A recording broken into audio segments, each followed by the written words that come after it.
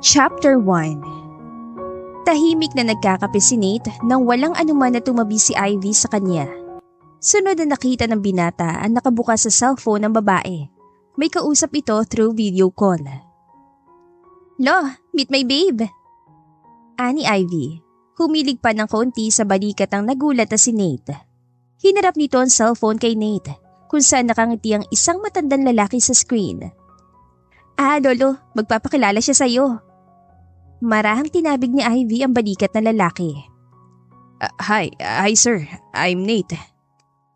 Ikaw nga ba ang nobyo ng apo ko ha? Masayang tanong na matanda. Opo, ako nga po. Ibinaba ng lalaki ang hawak na kape at kumaway pa ito at muling ngumiti na para bang palagi nito yung ginagawa. Matagal ko na po kayong gusto makilala. Lagi po kayong ikinukwento ni Ivy sa akin. Napatingin si Ivy sa binata. Paano nito nalaman ng pangalan ko? Sa pagkakaalala niya, 2 beses pa lang sila nakikita at sa parehong pagkakataon ay hindi siya nito tinignan man lang. Pero kilalang kilala niya ito, si Nate, ang isa sa mga popular sa pinapasukan niyang building dahil sa kagwapuhan at kakisigan nito. Wala siyang ibang alam dito kundi pinsan ito ng kaibigan si Trish. Hindi niya alam kung ano ang trabaho nito pero sigurado siya ay mas matanda ito sa kanya ng ilang taon at aware din siya na he's way out of her league. Nasan ba kayo mga apo? Sa coffee shop po. Tugon ni Nate. Aba, coffee shop date. Ang sweet naman. Matagal ko nang ipinipilit yung apo ko na magpakilala ng nobyo sa akin. Mabuti naman at sa wakas ay meron na siya na ipakilala. Well, surprise po lo. Ito na po siya. Alanganing sabi ni Ivy. Napatingin sa kanya si Nate at napansin ang kaba niya. Sir, you remind me of my grandpa po.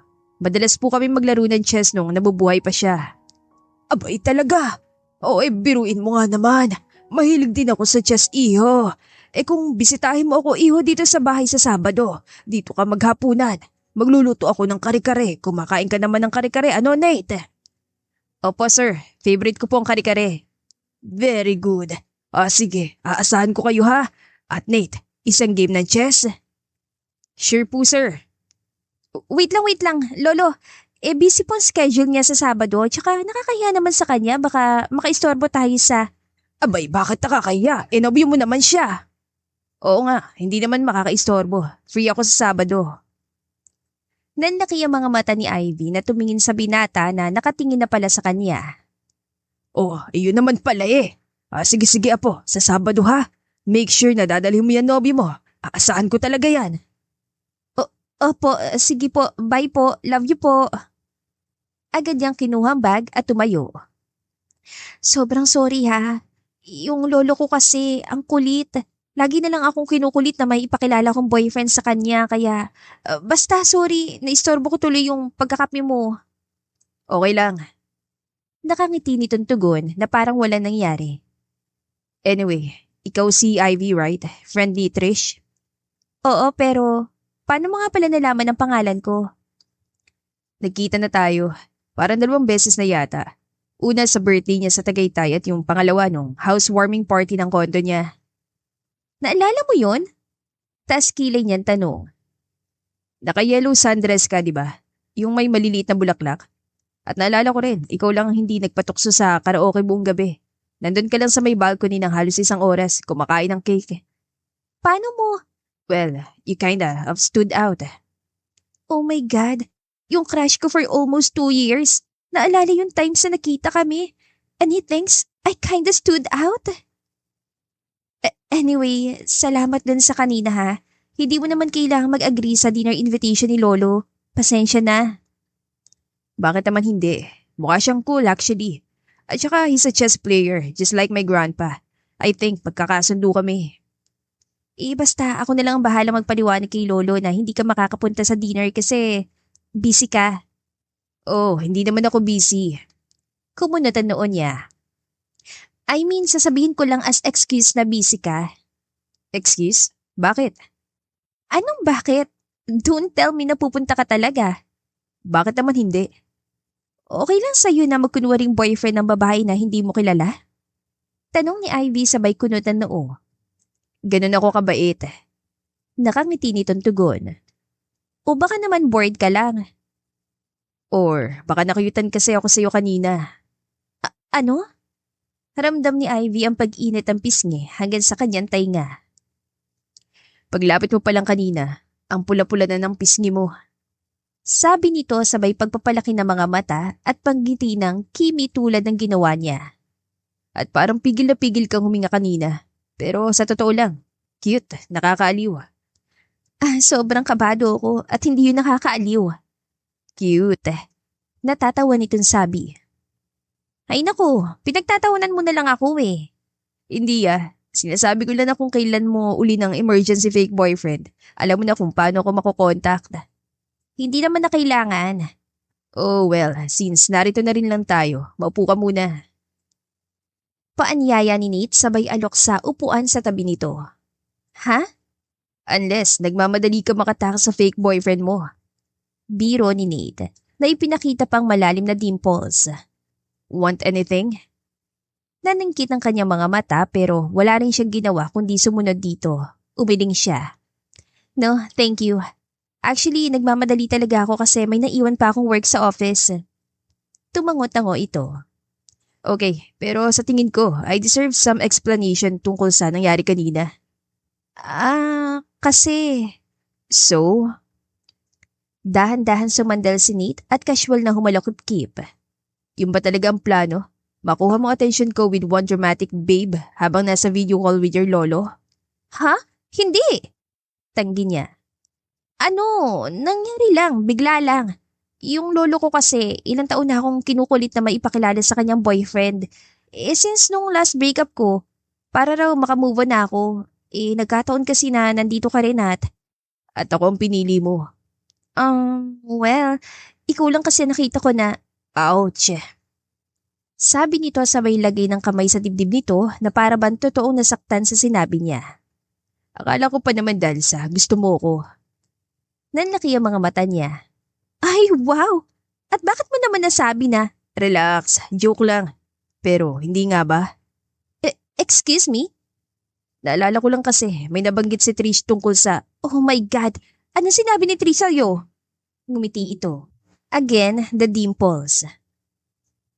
Wala naman, hindi naman masyadong importante. Ano ang sinabi ni Trish? Ulit niya, mas mabagal, mas madiin. Sabi lang naman niya na may gusto ka sa akin. Casual nitong sabi at humigop ng kape. No! No, as in, hindi mo ko crush? O no, as in, hindi dapat sinabi yun ni Trish? Pareho! Pagsisinungaling niya. Oh, come on. Hindi makapaniwala nitong sabi. Ang ibig mo sabihin, nagsisinungaling si Trish? Pinandilatan niya ito ng mata. Hey, hindi porke gwapo ka at hindi porke lahat ng babae may gusto sa'yo. Ibig sabihin ako rin, may crush niya sa'yo. Sinabi mo yan Gwapo ako, wala nang bawian. Ewan ko sa'yo. Tatayo na sana si Ivy pero bigla na naman nagsalita si Nate. Alam mo, actually, tinanong ko si Trisha tungkol sa'yo noon. Ha? Bakit? Interesting ka kasi. Cute din. Napakapit si Ivy sa dibdib na para bang mapipigil no ng pagbilis ng pintig ng puso niya. Interesting? Oh, yung tipong kahit nakatayo ko lang sa gilid, kahit tahimik ka lang, nakukuha mo pa rin ang atensyon ng mga tao. Nakuha mo nga ang atensyon ko Kokontrahin pa sana yun ni Ivy pero masyado siyang apektado ng mga titig nito kaya mas pinili na lang niyang magkunwaring abala sa kanyang cellphone. Anyway, thank you for your time. Tumayo na siya. Thank you uli. Anytime. Tugon naman ito. At bago pa siya tumalikod, ay muli ito nagsalita. By the way, ano nga palang isusot ko sa dinner with your lolo? Formal o casual? Ha? Pupunta ka talaga? Oo naman. Nakangiti nitong sabi. See you on Saturday, babe.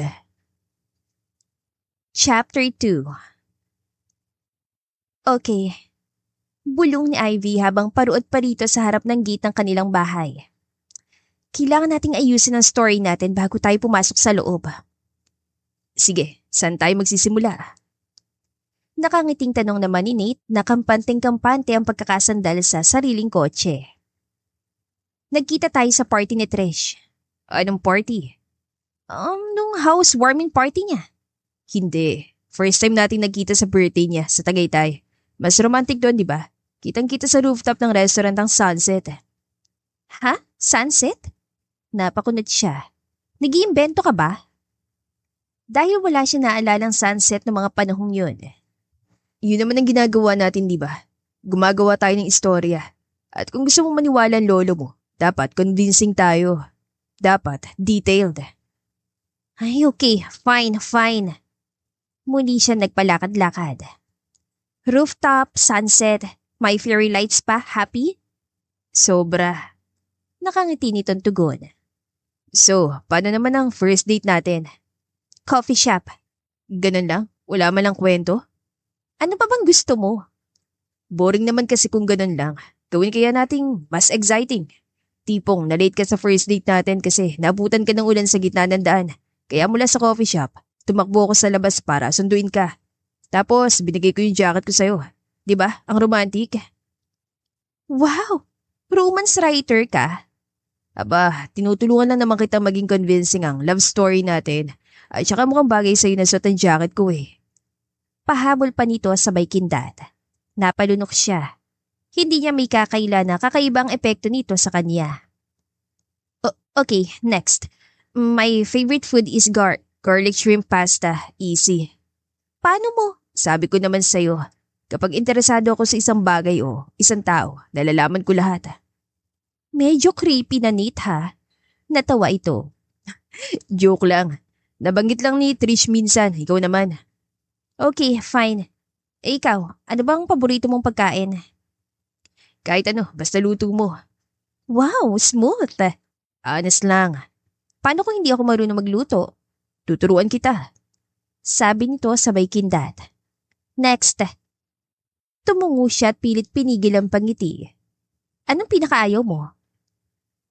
Siguro yung hindi mo lang marunong umiti sa mga barista kapag umorder ng kape. Tsaka may babae na umiiwas sa eye contact kapag nagbablush. Hoy, hindi ako nagbablush. Sure. Next, favorite vacation spot.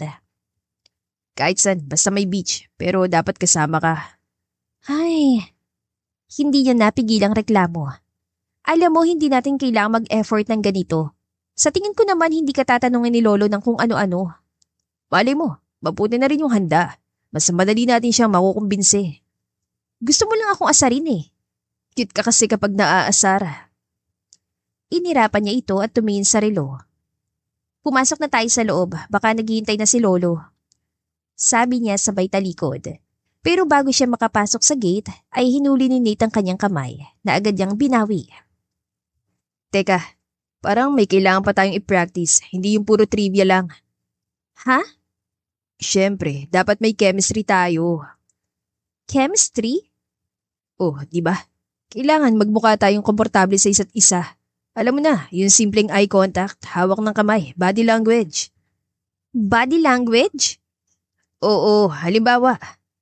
Lumapit si Nate at muling kinuha ang mga kamay niya na hindi na niya pinigilan. Dapat, i-practice natin na mag-hold hands para kapag nasa harap tayo ni Lolo, natural na lang.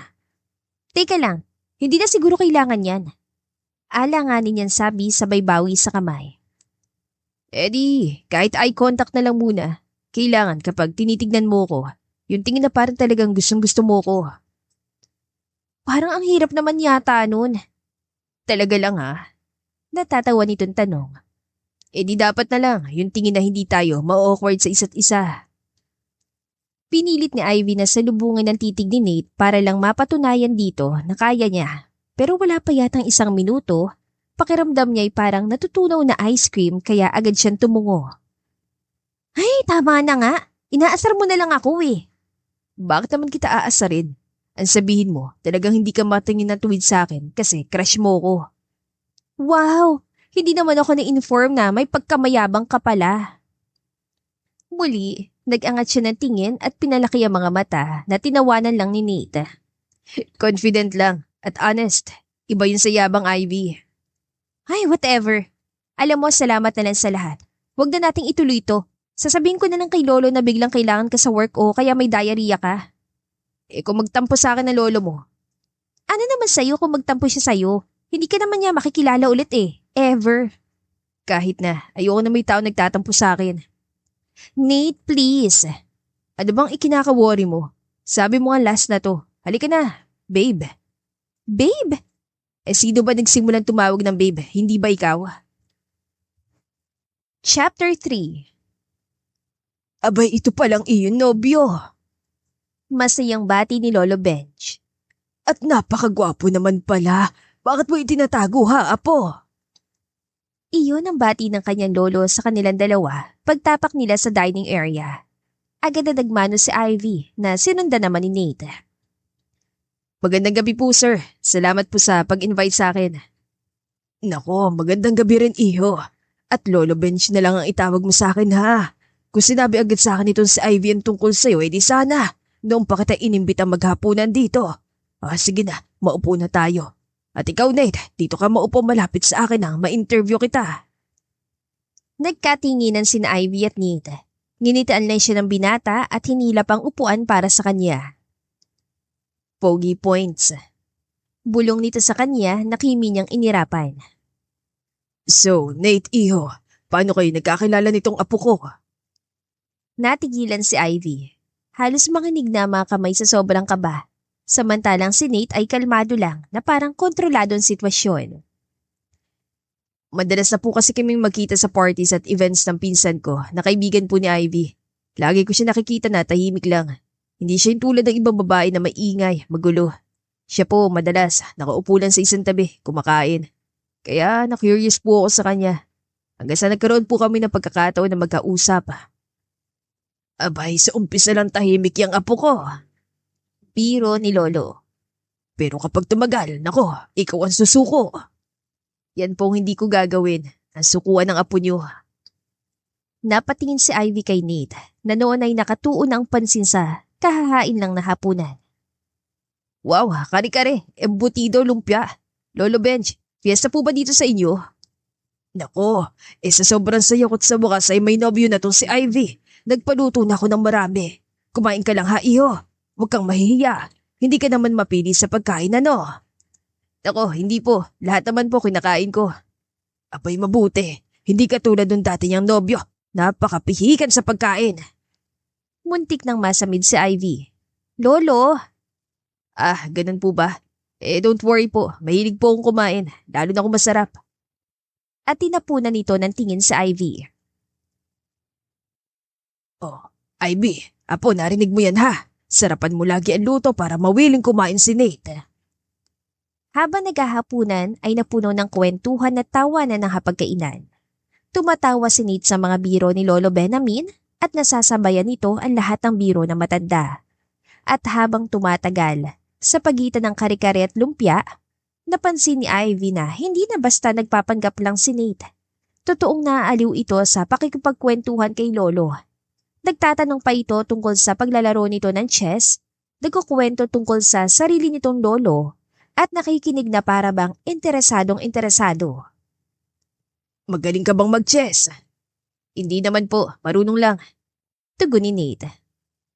Tingnan nga natin. Sa susunod na weekend, pwede ka ba? Lolo, busy po kasi si Nate sa… Sure po, Lolo Benj. Paghahandaan ko po yan. Tinignan niya ito ng masama at sinipa ng bahagya ang paa nito sa ilalim ng mesa. Pero lumapit lang ito sa kanya at bumulong. Gusto mo bang ma-disappoint si Lolo? Gusto ko lang ipaalala sa'yo na hindi mo kailangang masyado maging convincing. Pabulong din yan, tugon. Salamat, Nate ha. Dahil sa'yo may bago na akong kalaro. At Ivy, apo, mabuti na lang at sinagot mo tong si Nate. Magaling kang pumili, apo. Kiming ngumiti si Ivy pero sa totoo lang ay parang sasabog na ang puso niya. Kasi kahit alam niya nagpapanggap lang sila, may parte sa kanya na humihiling na sana nga ay totoo ang lahat. Malamig ang hangin sa labas na may halong amoy sampagita mula sa garden ni Lolo Benj. Tahimik na naglakad sina Ivy at Nate papunta sa gate. Kapwa iniisip kung ano na ang susunod na mangyayari. Salamat. Sa wakas ay sabi ni Ivy nang naroon na sila sa tapat ng kotse ni Nate. Sa pagpunta ngayon, at sorry, alam kong biglaan, weird at masaya. Putol ni Nate sa sasabihin niya. Masaya? Oo, nag-enjoy ako. Tinignan siya nito at nginitian para bang sinasadya nitong ipakita ang malalim na dimples. Lalo na sa tuwing pinipigil mong ngumiti at tuwing namumula kapag tinititigan kita. Hindi ako namumula, excuse me. Anong hindi? Ayan nga namumula ka na naman. Ay nako, nakakainis ka. Angal niya sabay takip na mukha. Nakakainis pero at least cute. At love ni Lolo Benj. Binuksan na ni Nate ang pinto ng kotse pero hindi pa muna ito sumakay. Siya nga pala, since pinagkunwari mo kong boyfriend ng 2 oras at kalahati at nilabas kong aking professional acting skills, may kapalit dapat yon. Kapalit? Marahan itong tumango. Okay na sa akin ang coffee, treat mo. Niyayaya mo kung magkape bilang kapalit ang pagiging fake boyfriend ng ilang oras? Oo, bakit? Mas okay ba sa'yo na i-car wash tong kotse ko o ipaglaba ko? Biro nito. Pero mas gusto ko kasing magkape, kasama ka. Tatawa na sana siya dahil alam naman niyang binibiro lang siya ng binata. Pero seryoso ito nakatingin sa kanya na para bang hinihintay talagang kanyang sagot. Bakit ako ang gusto mong kasama magkape? I mean, ikaw yan. At ako. Ikaw. Pagtatapos ito. Kaya nga, ikaw yan. Muli, pinamulahan siya ng pisngi. Okay, sige na. Go sa kape. Pero dahil lang sa niligtas mong buhay ko ngayon ha. Great. So, coffee date? Just you and me. Bukas. Bukas agad? Bakit? May ibang boyfriend ka bang kanit bukas? Hala, wala no. Good. Saglit sila nagkatinginan. Gustong umiwas ni Ivy ng tingin dito pero parang may magnet ang mga mata ni Nate. Umurong siya ng isang hakbang at ngumiti. Sige na po, umuwi ka na. Baka hinahanap ka na sa inyo. Ako lang naman sa bahay. Solo lang. Buti na lang ngayon may girlfriend na ako. Hoy, fake girlfriend lang no? Mabilis niyang pagtatama sa sinabi nito. At ngayong gabi lang yun. Sure. Sige, see you tomorrow. Babe. Babe? Bago pa siya makapag-react, ay sumakay na si Nate sa kotse at isinara agad ang pinto niyon. Naiwan siya nakatayo sa harap ng gate habang pinapanood ang sasakyan nitong palayo. Sa sobrang kilig ay napakagat siya sa labi para pigilan ang pagngiti.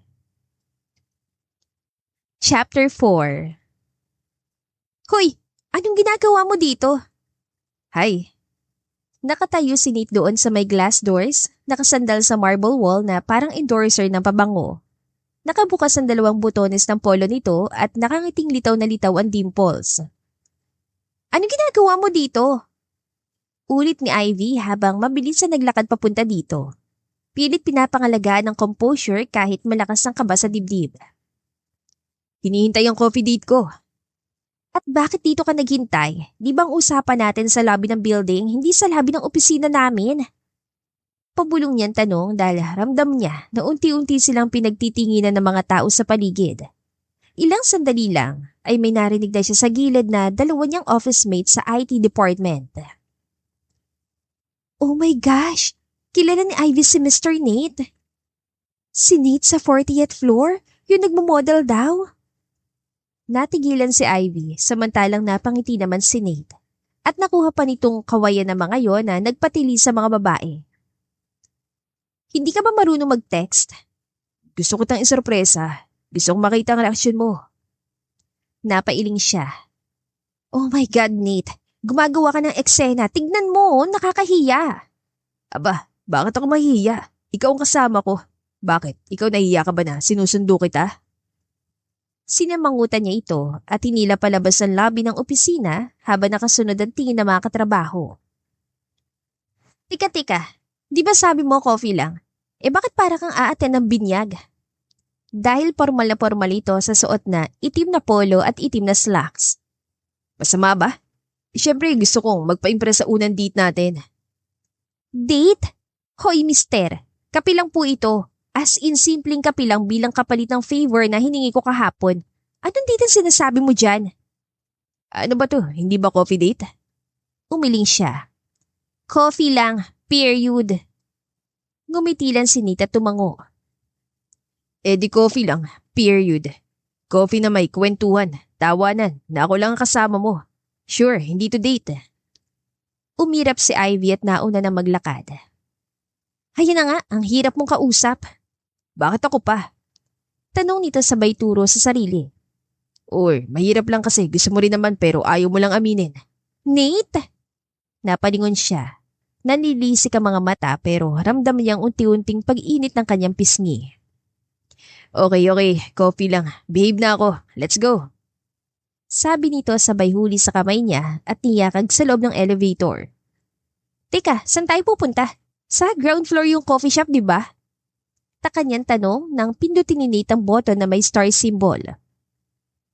Star? Ano yan, hoy? Saan mo ko dadalhin? Kinakabahan niyang tanong. Alam kong gwapo ka't mabango pero hindi ako basta-basta sumasama sa... Talaga? Gwapo ako't mabango? Che! Sinamangutan niya ito at padabog na binawi ang kamay. Pero wala na siya magagawa. Saan ba kasi tayo pupunta? Surprise! At ilang sandali lang ay muli nang bumukas ang pinto. Paglabas nila ay hindi lang malamig na hangin ng rooftop ang sumalubong sa kanya, kundi ang napakabangong amoy ng freshly brewed coffee at ang nakaka-relax na jazz music. Kitang-kita mula doon ang panoramic view ng city skyline. Wow!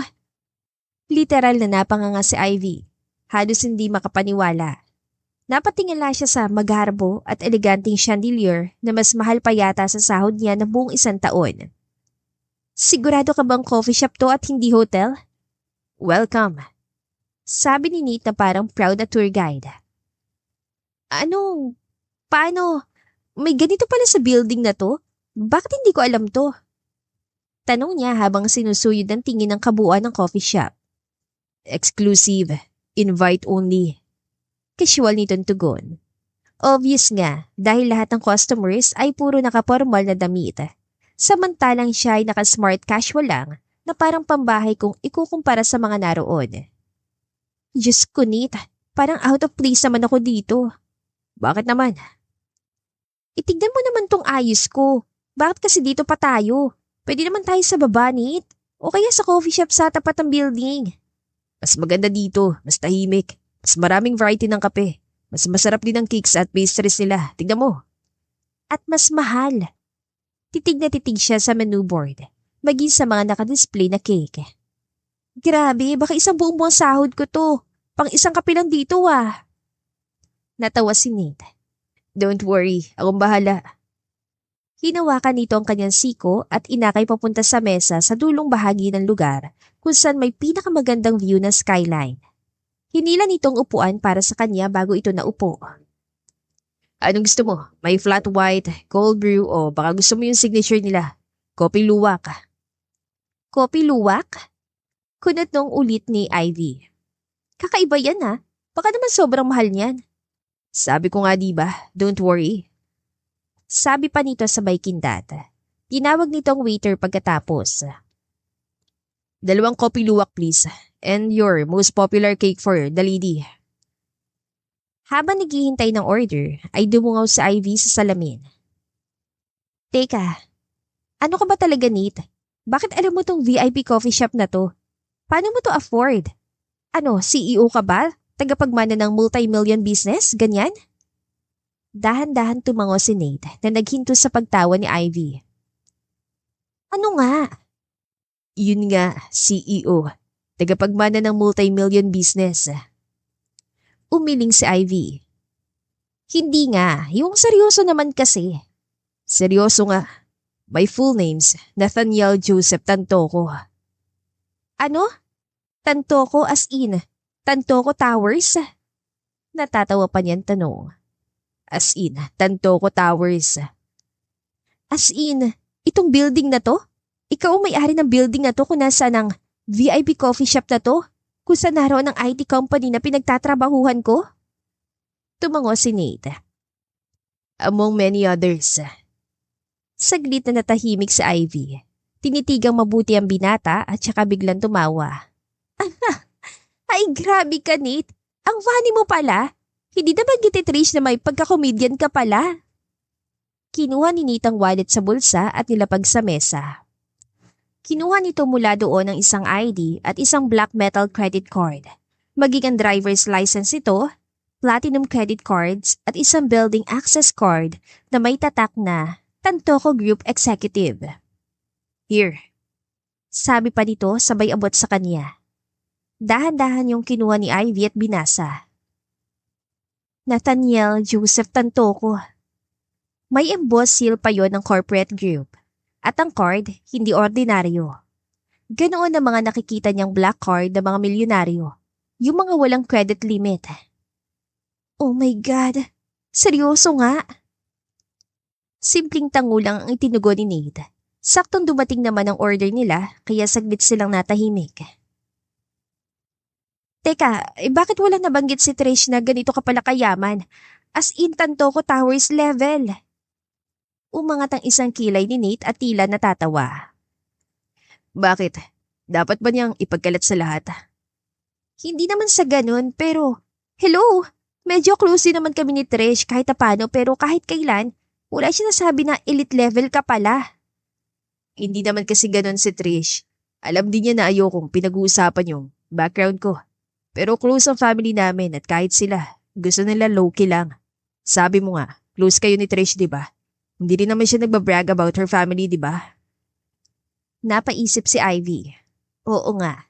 Stylish si Trish. Classy pero never ito nag-flex ng mga branded stuff o nag-name drop ng mga connections. Nakakasama rin niya itong kumain ng isaw sa gilid ng daan at game na game sa lahat ng kalokohan nila kapag magkakasama.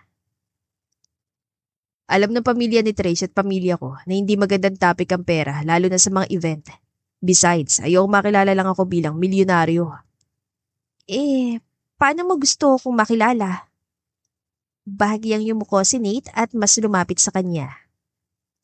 Bilang Nate, yung lalaki na lapitan mo kahapon sa coffee shop na pumayag maging fake boyfriend mo. Biglang nag-init ang pisngi niya.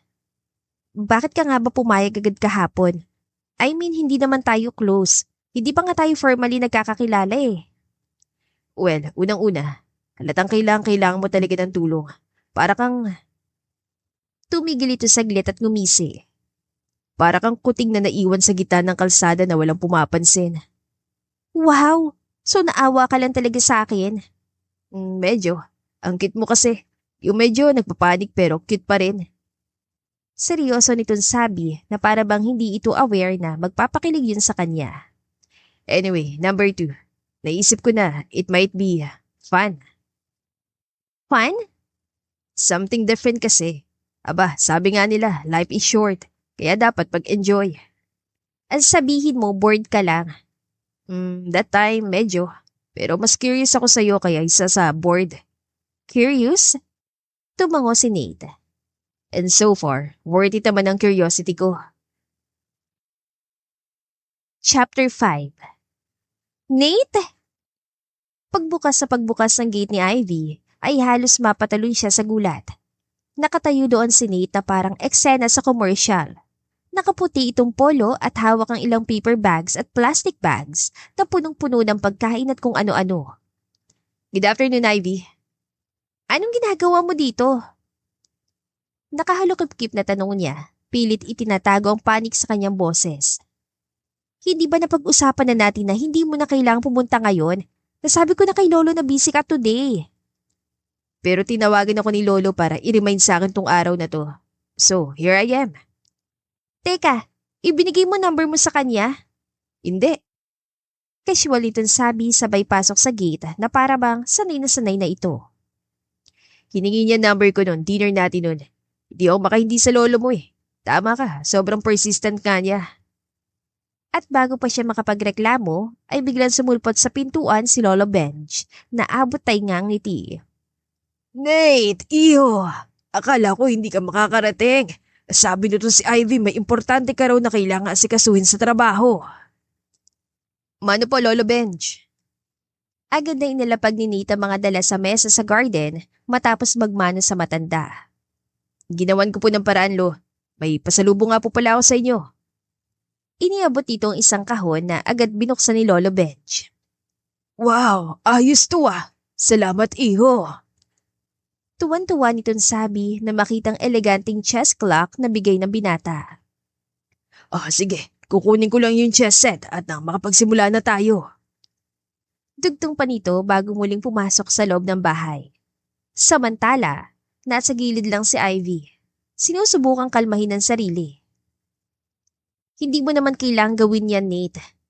Nakita ko kasi yan kahapon sa mall. Bigla ako naisip na sigurado magugustuhan ni Lolo. At tama ako, di ba? Napailing na lang si Ivy. Hindi na niya alam kung anong iisipin sa mga ginagawa ni Nate. Is he really into me or he's just bored? Bulong niya sa sarili. At lalo pa siya naguluhan nang biglang hawakan nito ang kanyang kamay at hilahin palapit. Come on, babe. Tabi ka sa akin para may lucky charm ako sa game. Ayan ka na naman sa babe mo. Halos pabulong na sigaw ni Ivy pero dahil palapit na si Lolo Benj, wala na siya nagawa kundi maupo sa tabi ng binata. Kailangan nating maging sweet para kay Lolo, di ba? Ayaw naman natin siya ma-disappoint. At doon nagsimula mga simpleng tinginan at tuksuhan habang naglalaro si Nate at Lolo Benj. Paminsan-minsang hinahawakan pa ni Nate ang kamay ni Ivy for acting purposes. Magaling ka palang mag-chess, iho. Nako, hindi po. Hinahayaan niyo lang po talaga ako matalo eh. Napangiti si Lolo Benj. Mukhang hindi lang sa chess magaling tong future apo-in-law ko ah. Lo! Sigaw ni Ivy na halos mabilaukan ng orange juice. Natawa naman si Nate at pasimpleng tumingin kay Ivy. At pagkatapos ay kay Lolo Benj. Hindi niyo po na itatanong, Lolo. All around po ako. Aba, mabuti yan. Sabi ko nga dito kay Ivy, kung pipili na mapapangasawa yung maalam sa lahat. Mabilidad ba, ganon? Sa panahon ngayon, puro papogi lang ang alam ng mga kabataan eh. Bibihira yung seryoso talaga sa buhay. Yung kayang gawin ng lahat para lang sa pamilya. Lolo, bakit naman po pag-asawa agad at pagpapamilyang usapan? Nakakaya naman po kay okay lang. Agad na sabi ni Nate. Doon din naman ang punta nun, di ba Lolo Benj? Tama ka iho.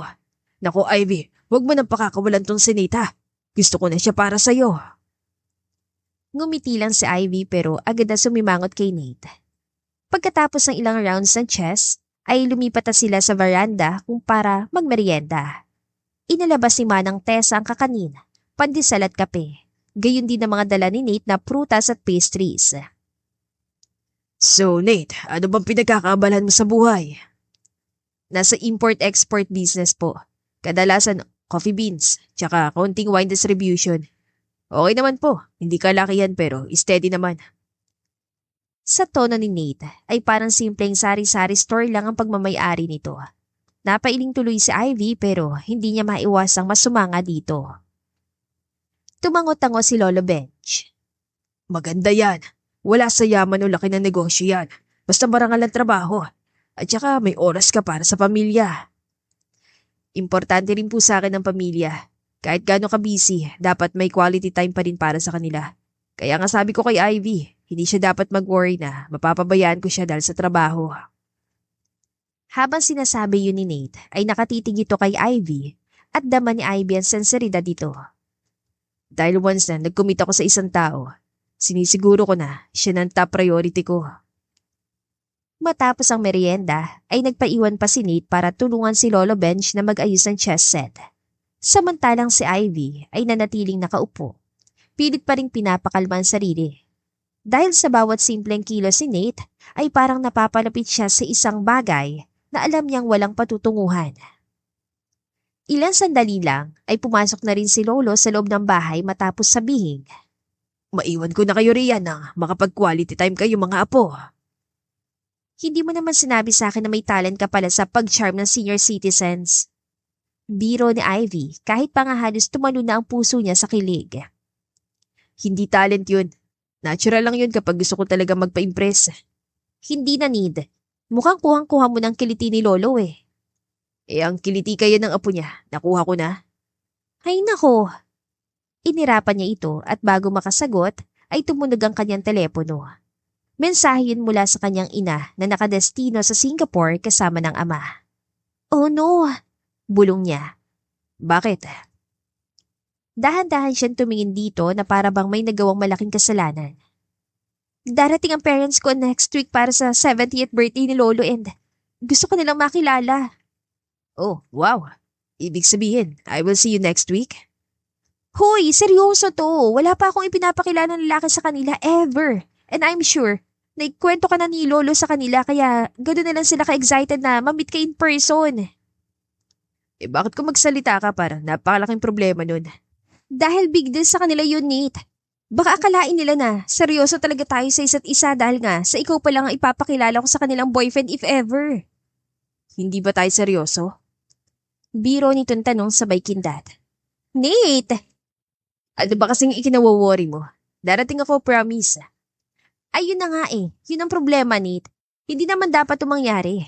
Hindi kita kailangang ipakilala sa parents ko kasi hindi naman tayo. Wala naman tayong relationship. Oo. At hindi mo kilala ang parents ko. Hindi sila katulad ni Lolo na madaling ma-impress. Paano kung malaman nila ang totoo na hindi pala talaga kita boyfriend? Nag-aalala niyan tanong. Ay, paano ba to? Teka, paano kaya kung sabihin ko na kay Lolo ang totoo? Naku, sigurado madidisappoint yun. Paano? Anong gagawin natin? Lumapit sa kanya si Nate at tinignan siya sa mga mata. May 1 linggo pa naman tayo, di ba? Anong ibig mo sabihin? May 1 linggo pa tayo para mag-practice. Practice? Ulit ni Ivy na parang hindi sigurado kung tama ba ang dinig niya. Let's make sure na hindi nila mapapansin na nagpapanggap lang tayo. Kailangan nating maging convincing sa harap nila. 1 week. We'll act as a couple for a week para hindi ka ma-awkward sa harap ng parents mo. Para natural na lang. Hindi naman siguro sila magtatagal dito, di ba? So hanggat nandito sila, tuloy lang natin ang pagiging fake boyfriend-girlfriend. Then kapag umalis na ulit sila, sabihin na lang natin na we broke up. At paano natin yung gagawin exactly? Sumanda dito sa upuan at nakangiting tumitig sa kanya. Easy. Magde-date tayo after work. Magte-text everyday. Tatawagan kita at kailangan mo ring masanay sa physical touch. Physical touch? Bakit may physical touch, oy? Of course. Normal naman yun sa couples, di ba? Holding hands, hawakan kita sa siko o sa bewang, lalo na kapag magkasabay tayong naglalakad. Mga ganun. Humalakip-kip siya. Parang ang sarap mong sapakin, alam mo ba? Pwede rin yan, basta gusto ko, yung sweet ha. Nakangiti nitong sabi sabay kindat. Chapter 6. Hoy, Ivy, kwento, bilis! Hindi man lamang nag-abala ng hi o hello si Melissa na magkita sila ni Ivy sa maliit na restaurant sa tapat ng kanilang opisina. Nakatas ang kilay ng kaibigan. May hawak na ice americano at handa na sa chismis bottle. Anong kwentong pinagsasasabi mo? Tanong niya na parang walang kaalam-alam na kunwari ay abala sa paghalo ng kanyang spaghetti. Huwag kang magmaang-maangan dyan. Nakita kita. Actually, hindi lang ako nakakita. Last week sa lobby, kasama si Mr. Tall, Mestizo and Hot. Tapos no Lunes, may pa-flowers pa. Ano yun? Usap-usapan ka sa opisina, girl. Melissa. Namula agad ang pisngi niya. Iyon na nga bang ikinakatakot niya? Hindi pwedeng walang makapansin dahil sa buong panahon na nagtrabaho siya sa IT company na yon, ngayon lang may sumusundo at nagpapadala ng bulaklak sa kanya. Ano kasi? Boyfriend mo ba yon? Hindi makatiis sa tanong ng kaibigan na parang criminal investigator. Kailan pa? Bakit hindi ko alam? Bakit hindi mo sinasabi sa akin? Akala ko ba best friends tayo? Sorry na. Ano kasi? Bago lang kasi. Bago? Define bago, girl. Bago as in ngayong week lang? Ngayong buwan? O bago as in ngayong araw? Bago as in. Bago nga. Napanganga si Melissa. Anong trabaho niya? Saan mo nakilala? Hindi ba model yun na billboard pa nga yun last year, di ba? Yung sa toothpaste. At girl, teka nga, siya ba yung crush mo noon pa? Kasi naalala ko lang na binubulong mo yung pangalan niya one time nung party ni Trish at Melissa. Oh my God! Siya nga yun! Siya nga! Medyo malakas sa sabi nito, sabay palakpak na parabang nanalo sa loto. So kayo na talaga? As in legit? Parang gano'n na nga. Pilit nang umiti si Ivy. Ano pa nga bang isasagot niya? Sa true lang, bagay naman kayo. Bagay? Melissa, nakita mo naman yon, di ba? Sabi mo nga, tall, mestizo and hot. At ako? Smart, funny, beautiful. Hindi kami level best. He's way out of my league. Oh, bakit ganyan ang itsura mo? Jowa mo na nga si Mr. Hattie of the 40th floor, tapos parang nalugi ang mukha mo. Kasi naman. Alam ko na. Tinamaan ka na naman ng insecurities mo. Ginagap ni Melissa ang kanyang kamay at pinisil-pisil yun. Bes, hindi lahat ng lalaki tulad ng ex mo na makakita lang ng nakapalda, tumutulo na ang laway. At uulitin ko sa'yo, hindi mo kasalanan kung bakit kayo nagkahiwalay. Kahit ano pang kagaguhan na sabihin niya sa'yo na kesyo masyado kang conservative o masyado kang simple o masyado kang introvert at hindi mo masabayan ang trip niya. Hindi mo kasalanan na nagloko siya, okay? Alam ko naman, Melissa. Bahagyan ng hilid ang luha niya na agad niyang pinahiran ng tissue. So bakit ka nagkakaganyan? Nagkibit-balikat na lang siya dahil hindi naman niya pwedeng sabihin sa kaibigan ang totoong dahilan na hindi naman niya talaga nobyo si Nate. Anyway, Bes, I'm happy for you. Tumalab ang pagmamanifest mo gabi-gabi, dear. Pero teka ha, may tampo pa rin ako sa iyo ha. Ilan taon na ba tayo magkaibigan ha? 5 years? 6? At ngayon ko lang nalaman na may bago ka ng boyfriend? At hindi basta-basta boyfriend ha? Kundi walking Calvin Klein at boyfriend. Napangiti siya. Mel, hindi naman kasi.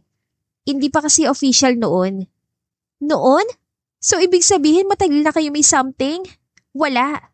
Mabilis niya sagot. Ano lang, ewan ko, nangyari lang. Nangyari lang? Paano nangyari lang? Ano yun, tipo nahulog yung ballpen mo, pinulot niya tapos nainlove agad kayo sa isa't isa? Ay, kung alam mo lang. Bulong niya sa sarili. Teka! Inilapit ni Melissa ang upuan nito sa kanyang kinauupuan. Tell me the truth.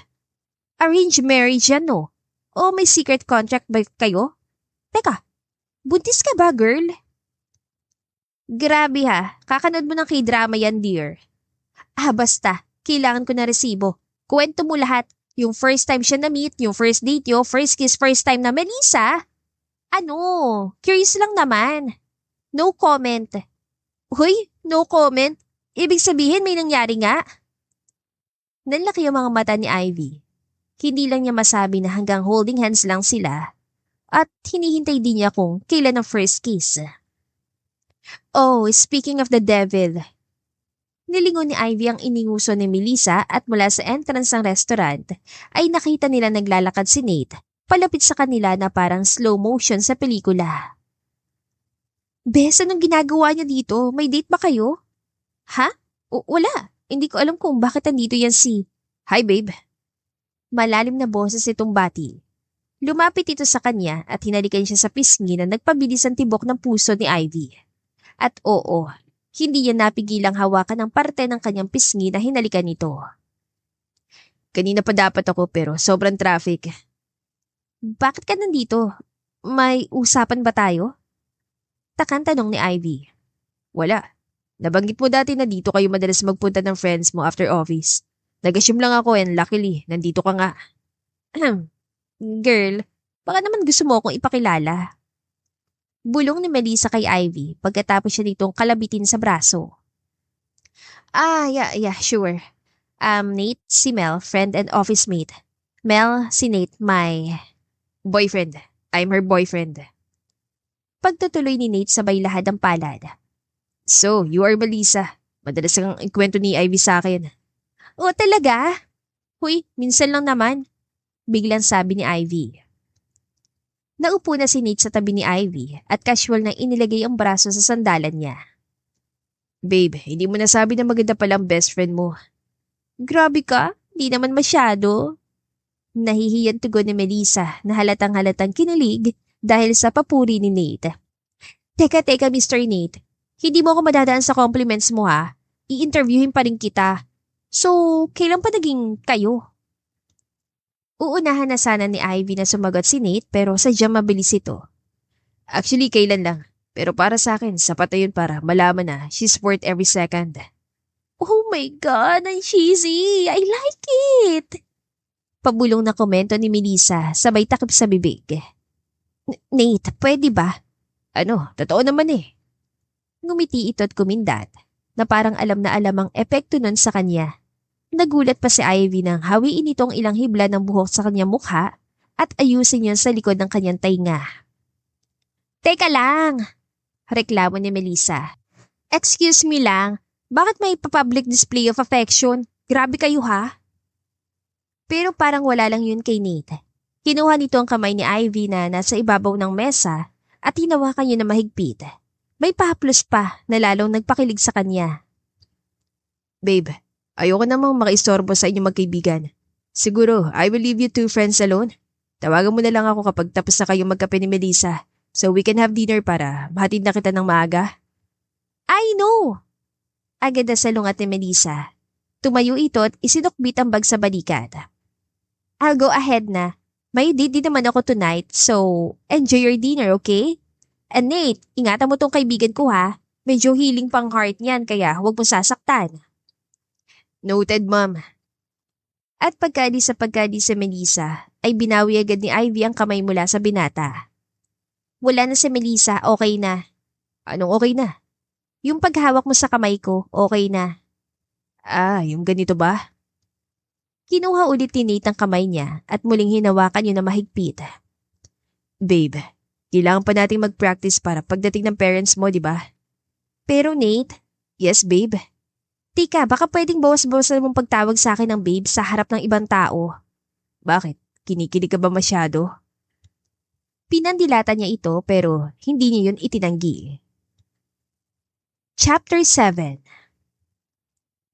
Pagpasok nila sa restaurant ay halos malaglag ang panga ni Ivy dahil hindi iyon basta-basta fine dining restaurant lang. Kaya palang bili na bili ni Nate na strictly formal ang suot nila ng gabing yun. Huy Nate, ano to? Hindi bang usapan simpleng dinner lang? Pang royalty naman yata to, nakakahiya. Bulong niya kay Nate habang naglalakad papunta sa mesa na reserve para sa kanila. Relax. Lolo Bench deserve the best. At saka para na rin sa parents mo na minsan lang makauwi para makasama kayo, di ba? Aba, Ivy. Hindi mo nabanggit na mahusay pala itong boyfriend mo na mag-ayos sa mga ganito. Sobrang ganda naman dito, aba. Pilit ang ngiti ni Ivy. Surprise daw po lolo, sabi ni Nate.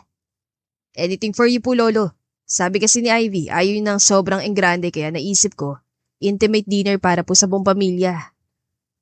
Nagkatinginan ng ama at ina ni Ivy na halatang impress na impress sa binata. Alam mo, simpleng pizza at iced tea lang, solve na si Lolo.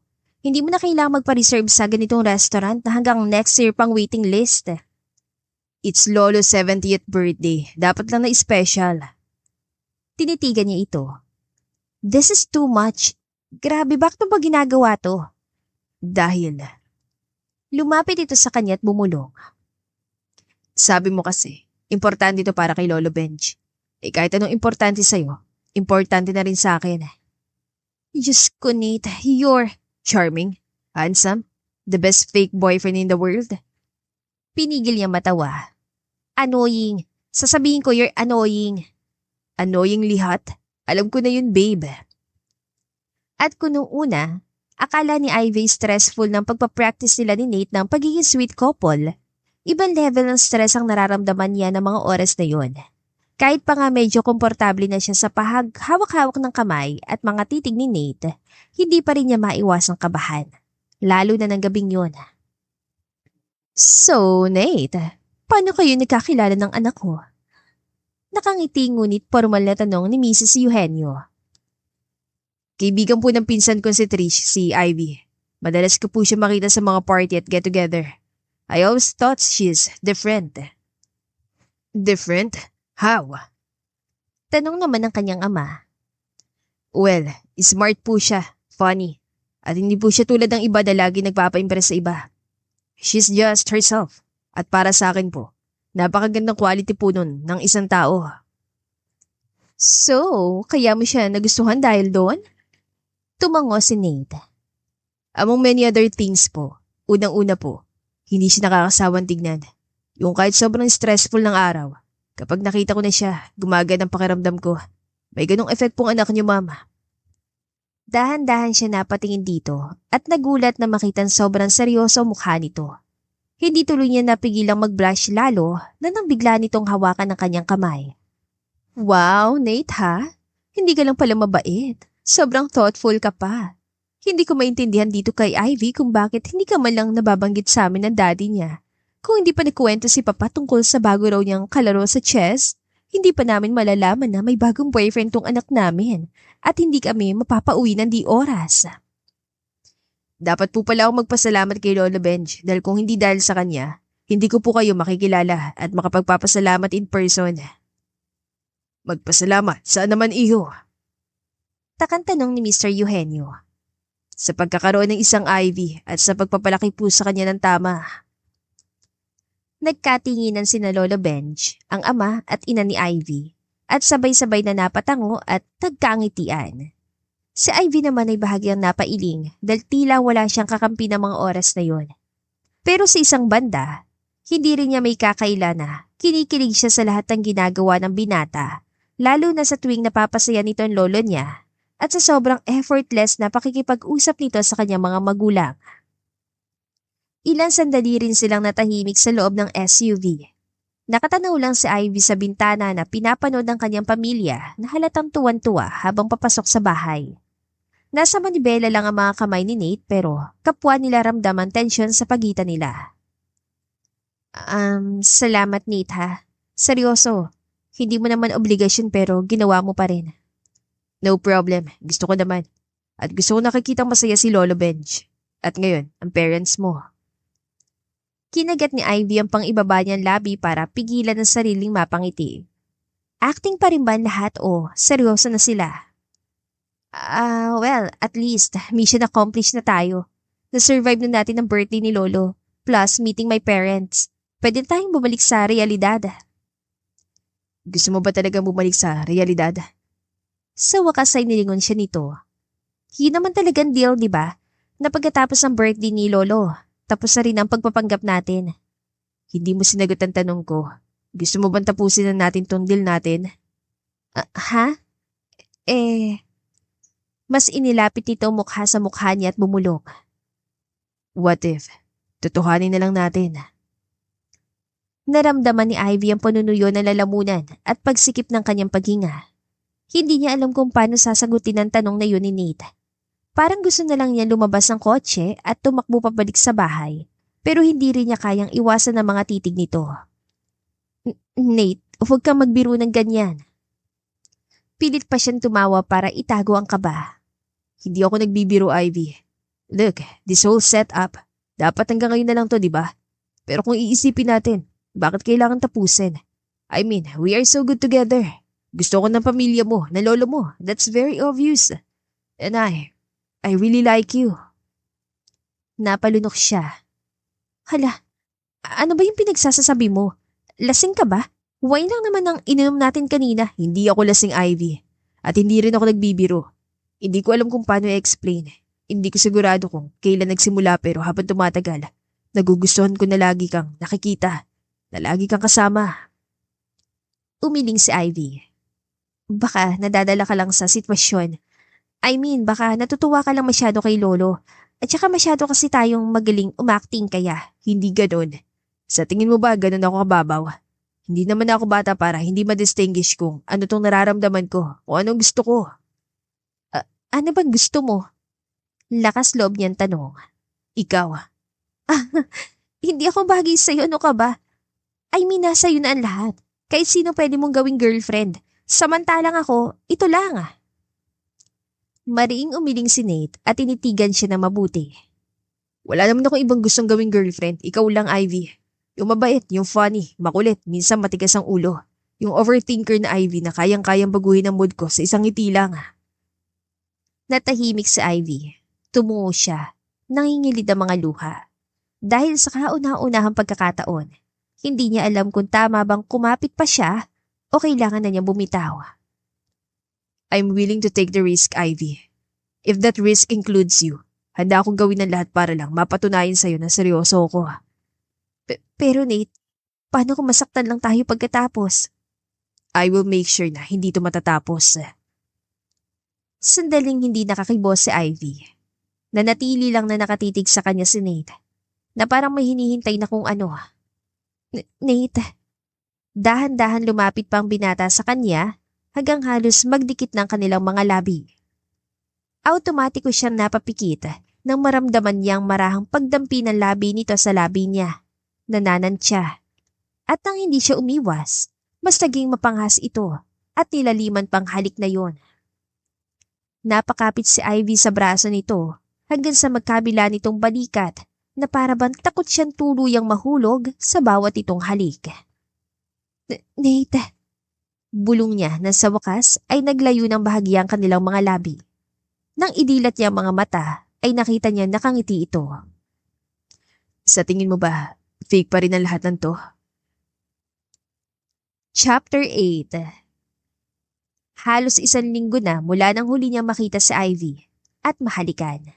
Gabi-gabi niyang iniisip ang halik na namagitan sa kanila ng gabing yon at sa totoo lang, hindi na niya alam kung paano yun malilimutan. Ang sabi ni Ivy, pag-iisipan nito ang sinabi niya, natotohanin na ang lahat. Pumayag siya, binigyan niya ito ng oras, na buong akala niya ay kaya niyang panindigan. Dahil halos 1 linggo na siya naghihintay ng tawag o text man lang mula dito na hindi na yata darating. Kaya ng araw na yon, tinapos niyang kanyang meeting ng mas maaga para sana sorpresahin ang dalaga sa opisina nito. Kahit pa nga may posibilidad na ipagtabuyan siya nito. Pero bago pa siya makarating sa Tantoco Towers, ay nahagip ng kanyang paningin ng isang pamilyar na mukha. Nakaupo ito sa isang corner table, tumatawa. At sa harap nito ay isang lalaki na pamilyar din sa kanya. Babe. Matigas niyang bati kay Ivy paglapit niya sa mesa ng dalawa. Nate? Hi babe. Ulit niya sabay akbay dito at saka niya ito binigyan ng mabilis ngunit malalim na halik sa labi para ipakita sa lahat kung sino siya sa buhay ni Ivy. Hindi mo nasabi na pupunta ka pala dito. Oh, hi pare, I'm Robin. Marahan itong pakilala. Nakalahad ang palad na kinamayan agad ni Nate. Nathaniel Tantoco, Ivy's boyfriend. Pakilala niya na sadyang idiniin ang kanyang apelyido. Halatang nagulat si Robin dahil napatayo ito. Sige, mauna na ako, Ivy. Nice catching up. Nathaniel, sir, nice meeting you. Akmang pipigilan pa ni Ivy si Robin pero mabilis sa ito lumabas ng coffee shop. Naupo naman siya sa harap nito at gumiti kahit pa nga nakasimangot na ito sa kanya. Nate, ano yun? Ang alin? Painosente niyang tanong. Nakita ko ang girlfriend ko, binati ko. Normal lang naman yun, di ba? Girlfriend? Oh, hindi ba? Nate. Mahina ang boses ito pero matalim at seryoso. Hindi mo ko girlfriend. Let's make that clear. At bakit mo ko hinalikan ng ganun sa harap ng maraming tao? Sa harap ni... Ng ex mo? Masama ba? Oo, dahil hindi mo ko girlfriend, hindi kita boyfriend. Tumango-tango siya at pilit pinakalma ang sarili. Bakit parang bigla yata nagbagong ihip ng hangin? Ano nagbago? Dahil ba sa nakita mo ulit yung ex mo at nagkausap kayo ulit? At ano nga bang pinag-usapan niyo? I think that's none of your business. Wow. Natatawa niyang tugon. None of my business. Ivy, nung huli nating pag-uusapan sabi mo, pag-iisipan mo. Ikaw mismo nagsabi na you're thankful na dumating ako sa buhay mo dahil natutunan muling mas mahalin ang sarili mo. And then we kissed. God, that kiss made me hopeful. You made me hopeful. So oo, siguro may pakialam naman ako kahit paano kapag nakita kitang kausap ulit yung lalaking na nakit sa'yo ng sobra. Bahagyang nagbagong ekspresyon ni Ivy pero agad rin yung bumalik sa dati. Sa tingin ko, pwede kong kausapin ng kahit sinong gusto kong kausapin dahil wala naman tayo, Nate. Mas masakit yon sa inaasahan niya, pero ngumiti lang siya. Walang tayo, pero wala ka rin ginawa para pigilan na halikan kita.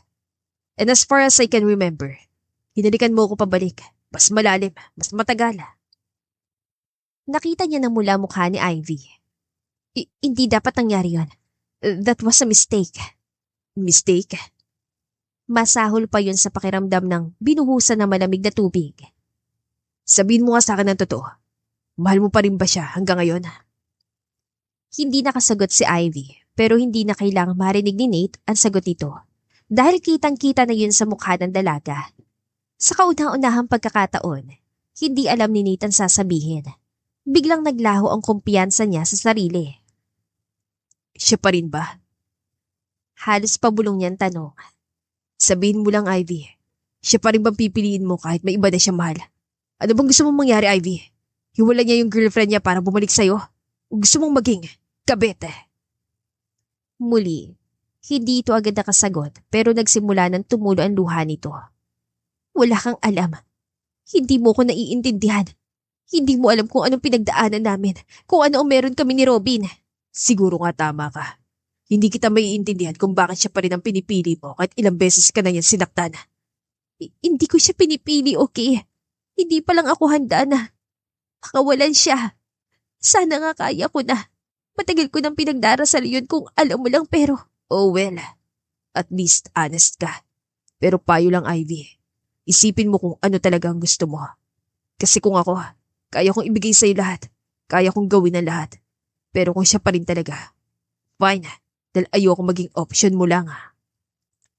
Sa wakas ay nakayanan niyang tumayo. Talikuran si Ivy at lumabas ng coffee shop. Kahit gaan niya kagustong manatili, alam niyang wala ni siyang karapatan dahil doon lang niya na-realize na oo. Hinayaan siya ni Ivy na halika dito. Ginantihan nito ang mga halik niya, pero sa puso nito ay naroon pa rin ang nakaraan. Chapter 9.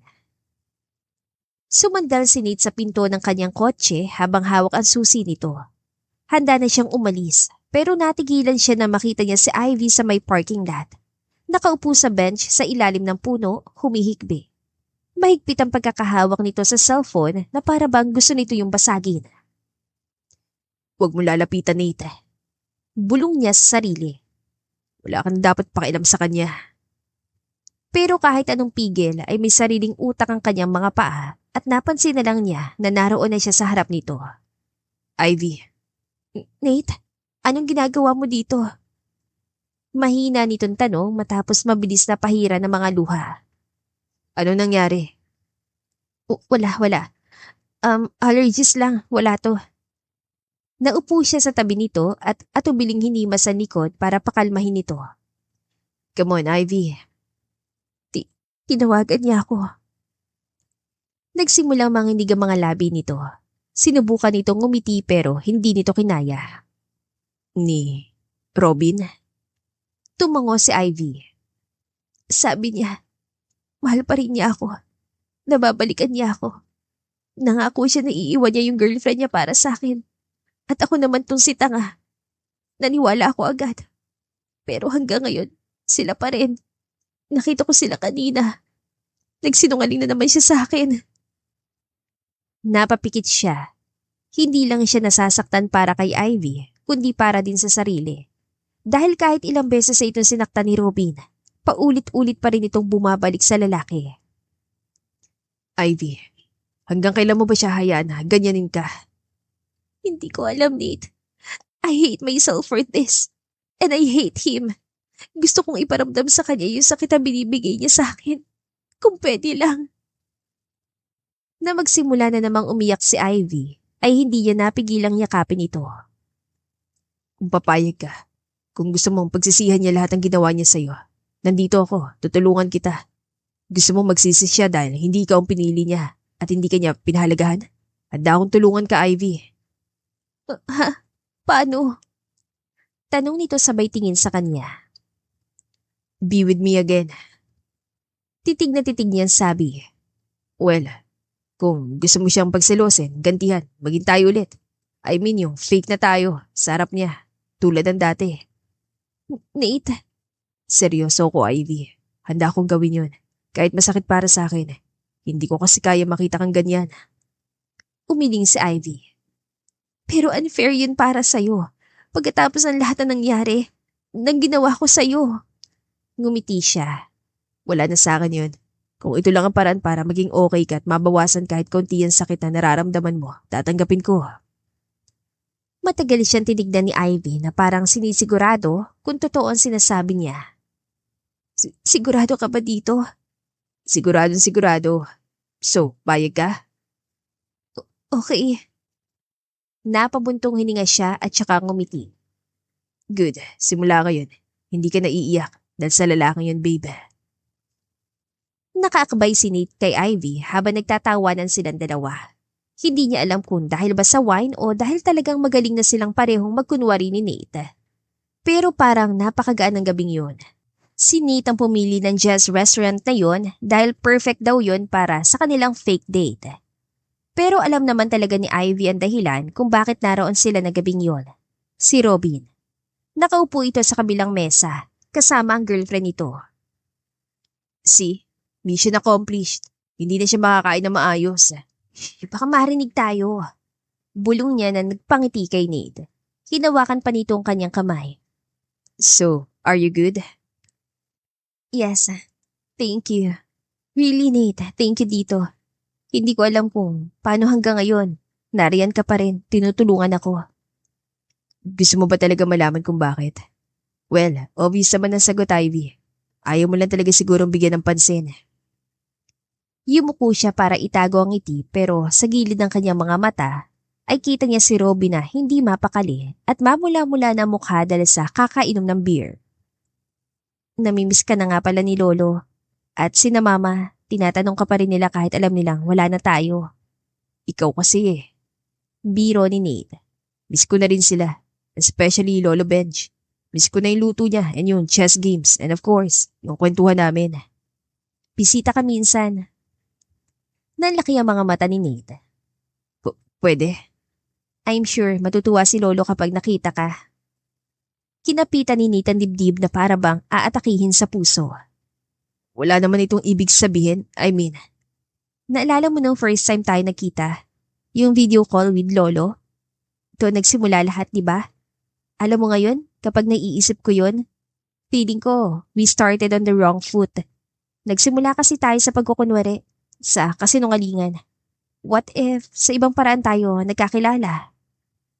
Sa tingin ko, kung hindi nangyari lahat ang nangyari, walang video call with Lolo Benj, walang fake dates, fake relationship, fake breakup, baka malapit na tayong ikasala. Natawa si Ivy pero nagniningning ang mga mata niya. Dahil sa totoo lang, ganoon din ang tingin niya. I've seen you as a fake boyfriend, Nate. At ang masasabi ko lang, sobrang ideal mo. Pero ang tanong, ganun ka rin ba sa totoong buhay? Sweet, maalaga, all out kapag nagmahal? Sandaling natigilan si Nate. Mas higit pa, Ivy. Basta, you're free to visit Lolo anytime. Then baka pwede tayo mag-coffee pagkatapos yung mag-chess? Sandali lang. Kailangan ko lang sumandal. Natatawang sabi ni Nate. You won't regret it, promise. Ivy, pwede ba tayo mag-usap?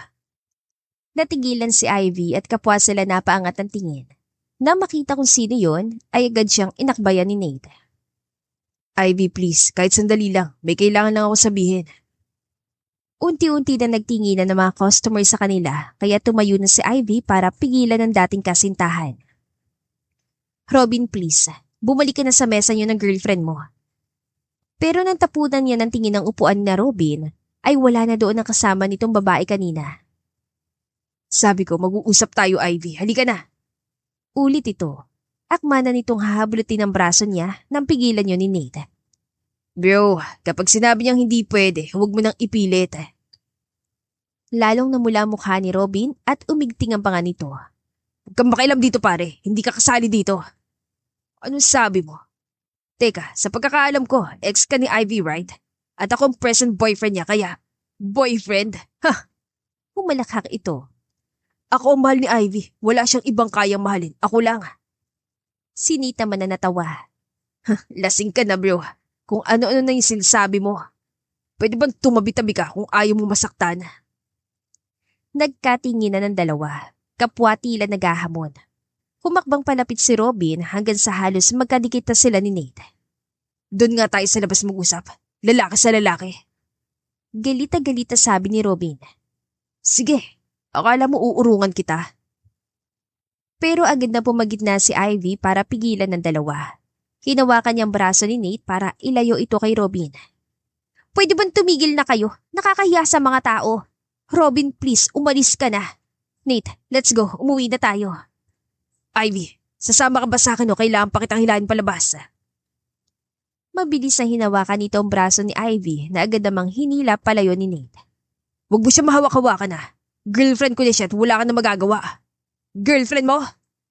Halos pasigaw nitong tanong. Ikaw yata lasing eh.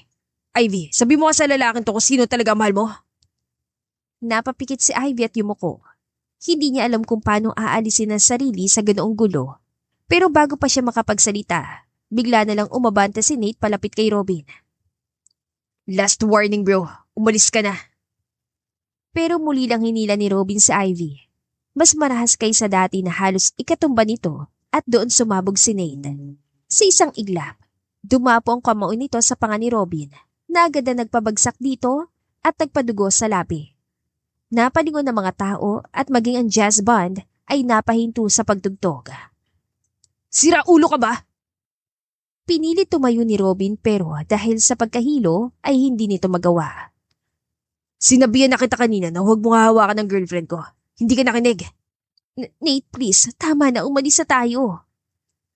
Hahakbang na sana sila palabas nang makita nilang pilit na tumayo si Robin. Hawak ang dugo ang bibig.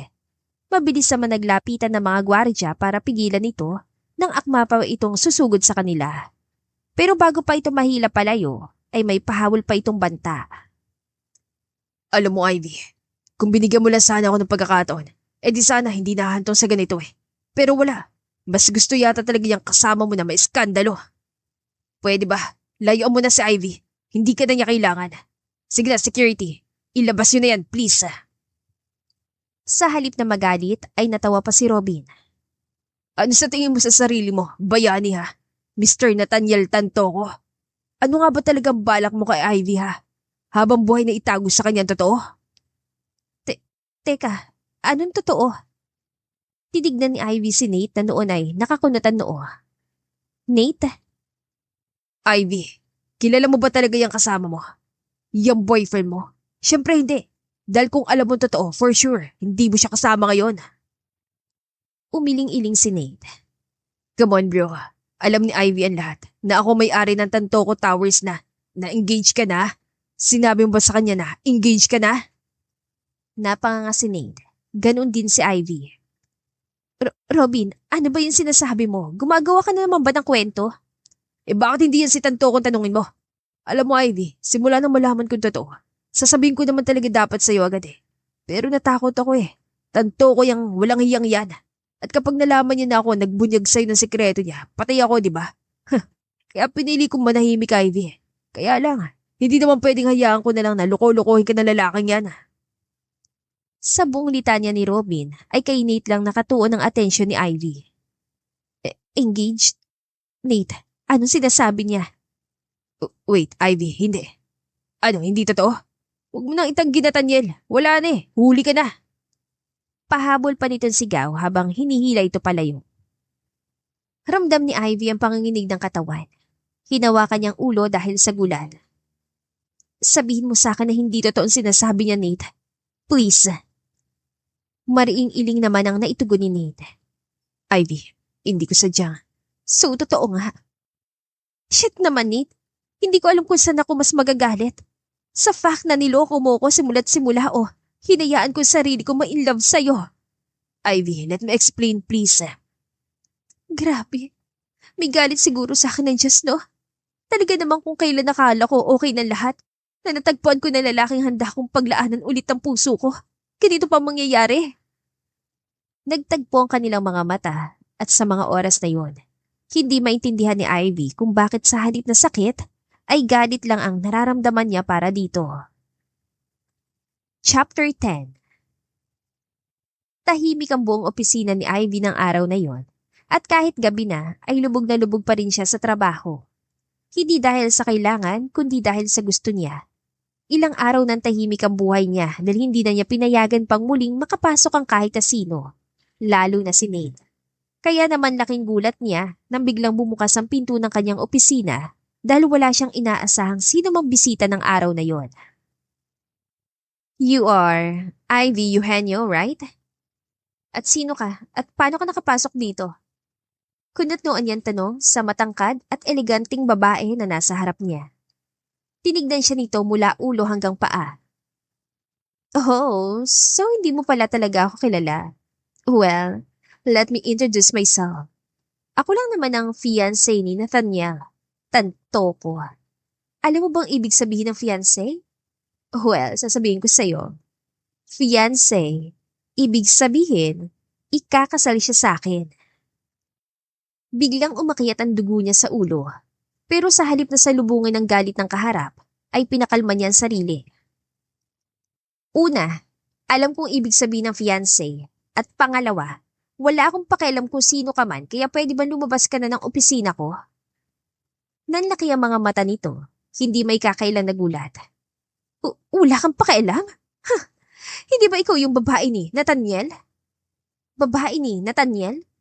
Excuse me, miss, hindi ako babae ng kahit sino. Umiling-iling ito. Huwag ka nang maangan. Alam ko kung anong meron sa pagitan yun ni Nathaniel at gusto kong iwasan mo siya kung ayaw mong masira ang buhay mo. Dahil kayang-kaya kitang sirain at ang buong pamilya mo. Natawa si Ivy. Nagpunta ka dito para takutin ako.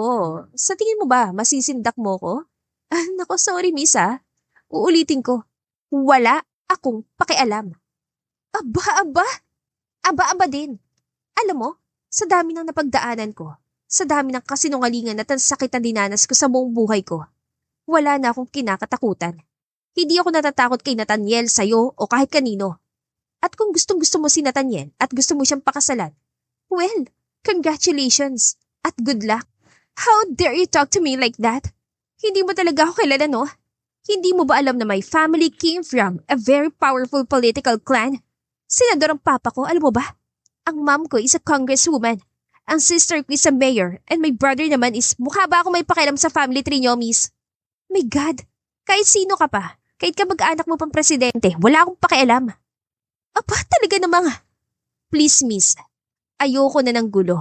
Magpakasal kayo ni Nathaniel kahit bukas, go. Basta wag mo na akong gagambalain kahit kailan. Dahil tungkol naman sa kanya to, di ba? Kung gusto mo, isaksak mo pa yung lalaking yun sa baga mo. Tutulungan pa kita. Wala na siya narinig na ano pa man dito. Tinignan lang siya nito ng masama at padabog na sinara ang pinto. Dahan-dahan siya napaupo. Nanginginig pa ang mga kamay dahil sa nangyari. Salanan mo to, Nate. Galit niyan sabi. At para bang narinig yun ng binata dahil biglang tumunog ang kanyang telepono. Tinitigan lang niya yon habang tumutunog. Ang kapal naman na mukha mo para tawagan pa ako. Garalgal na ang boses niya at huli na nang maramdaman niya mga luha sa pisngi niya. Umiling siya para pigilan ang sarili. Fake boyfriend, sikretong engagement, malditang fiancé, malolokong ex. Diyos ko naman, Ivy. Ano ba yung buhay mo? Nasa telenovela ka ba at masyado ka madrama? Muli, tumunog ang kanyang telepono at muli, si Nate. Sabi ko nga, ayoko na kitang kausap, di ba? Ako, pareho kayo ng fiancé mong kulit. Bagay nga kayo. Magsama kayo habang buhay. At pinindot niya yon at tuluyan ng binalak ang numero nito. Ay, okay, back to normal, Ivy. Parang walang nangyari. Kaya mo to, self. Cherry. Napaangat ito ng tingin pagpasok niya sa kanyang penthouse office. Alam niyang madaratan niya ito doon. Nakaupo sa kanyang upuan, may hawak ng baso ng wine. Oh, Nathaniel, honey. Bakit para kang susugod sa giyera? What happened? Anong what happened? Pinuntahan mo si Ivy sa opisina niya. What has gotten into you? Relax lang. Binisita ko lang naman siya para i-remind sa kanya na ikakasal ka na. Ganun lang. Natigilan siya at napakuyom ng kamao. Tinakot mo siya? Tinakot? Well, that's actually the plan. Pero hindi siya natakot, Nathaniel. And I must tell you na-impress ako sa babaeng yun na. Walang takot sa katawan. Sa totoo lang, natatawa na lang ako ngayon eh. Parang nasayang lang ang oras ko sa biyahe, my God. Teka, anong ibig mo sabihin? Aba, tinignan lang niya ako and said, wala akong pakialam kahit sino ka pa. Oh my, Nathaniel, hindi siya interesado sa iyo, my dear. She even said na, Isaksak daw kita sa baga ko. Imagine that! Sa totoo lang, na-impress ako sa kanya ha. Umiling-iling siya. Hindi niya alam kung matatawa o maiinis. Sinabi niya yon? Na hindi na dapat niya ipagtaka. Ay naku honey, hindi ko alam kung bakit pa ako nag-effort umuwi from New York. Akala ko pa naman I have a war to face. Naganda pa naman ako. Disappointed ako ha. Nag-expect ako ng drama, ng sampalan, ng sabunutan, dear. Pero no, you are literally nothing to her. Napaupo siya. Nothing. Pero akala ko. Akala mo in love siya sa'yo. Like, really in love with you. Come on, Nathaniel. Sa tingin mo ba may babae na totoong magmamahal sa'yo na? As in totoo? No. That kind of love doesn't exist for us. Dahil ang mga katulad natin, we marry for convenience, for money, for power. At ang babaeng katulad niya, for sure, she didn't fall for you. Pera lang ang minahal niya sa'yo, katulad ng iba. Katulad mo? Ngumiti ito. Oh dear, come on Nathaniel. We've been arranged to marry since high school. Baka nakakalimutan mo. Mahalaga sa pamilya ko na maikasal ako sa'yo because you are a tantoko and your family needs our political alliance para sa mga negosyo niyo. Fair game. Tama. Arranged. At alam mo na hindi kasama sa arrangement natin ng puso. Kaya may kalayaan ako magmahal kung sino gusto ko mahalin. At sino yon? Si Ivy Eugenio? Hindi ka ba nakikinig sa akin, hon? Wala siyang pakialam sa'yo, sa atin. Bakit mo aaksayin ang oras mo sa ayaw naman sa'yo? Dear, huwag mo nang gawing komplikado ang sitwasyon. Gusto mo bang malaman pa na ni na papaan tungkol dito? Alam mo kaya niyang gawin sa oras na huwag niyong kakantiin si Ivy Cherry. I'm warning you. Nako, kung ako lang wala namang problema sa akin.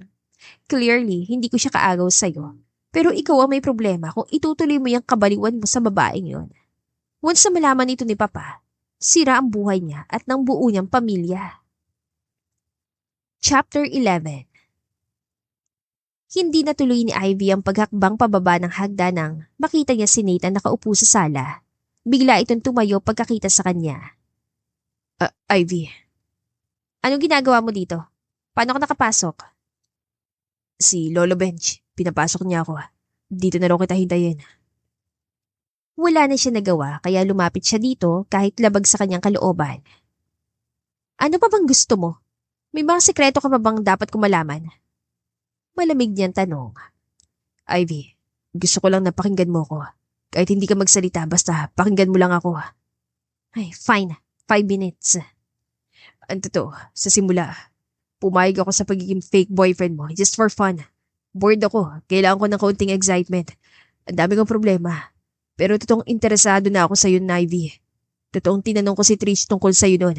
Pero habang tumatagal, habang kasama kita, nung nakilala ko ng gusto si Lolo Bench, then, your parents, habang nakikita kung gaano kayo kasayang kasama, kung gaano kakabait, nahulog na talaga ako, Ivy.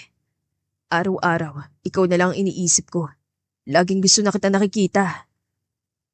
Nanatili lang nakatayo si Ivy, nakahalokip-kip na parang walang naririnig. Araw-araw ko rin iniisip kung tama ba na sabihin ko sa'yo tungkol sa arranged marriage namin Cherry. Kasi sa totoo naman, wala kang pakialam doon, di ba? Kasi sino ba naman ako? Fake boyfriend mo lang naman ako. Hanggang sa sinabi mo sa akin na mahal mo pa rin si Robin.